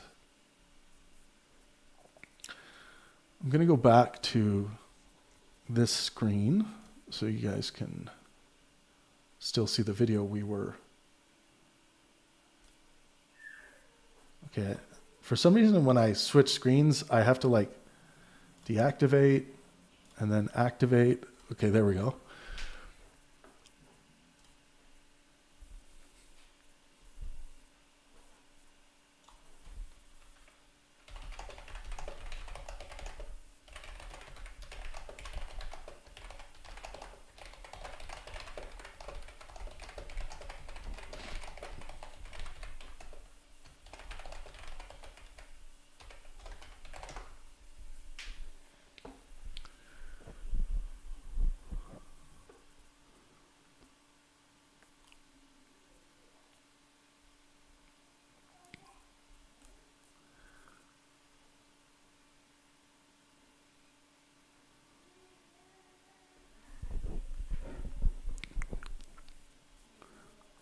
Okay, I want the question included too.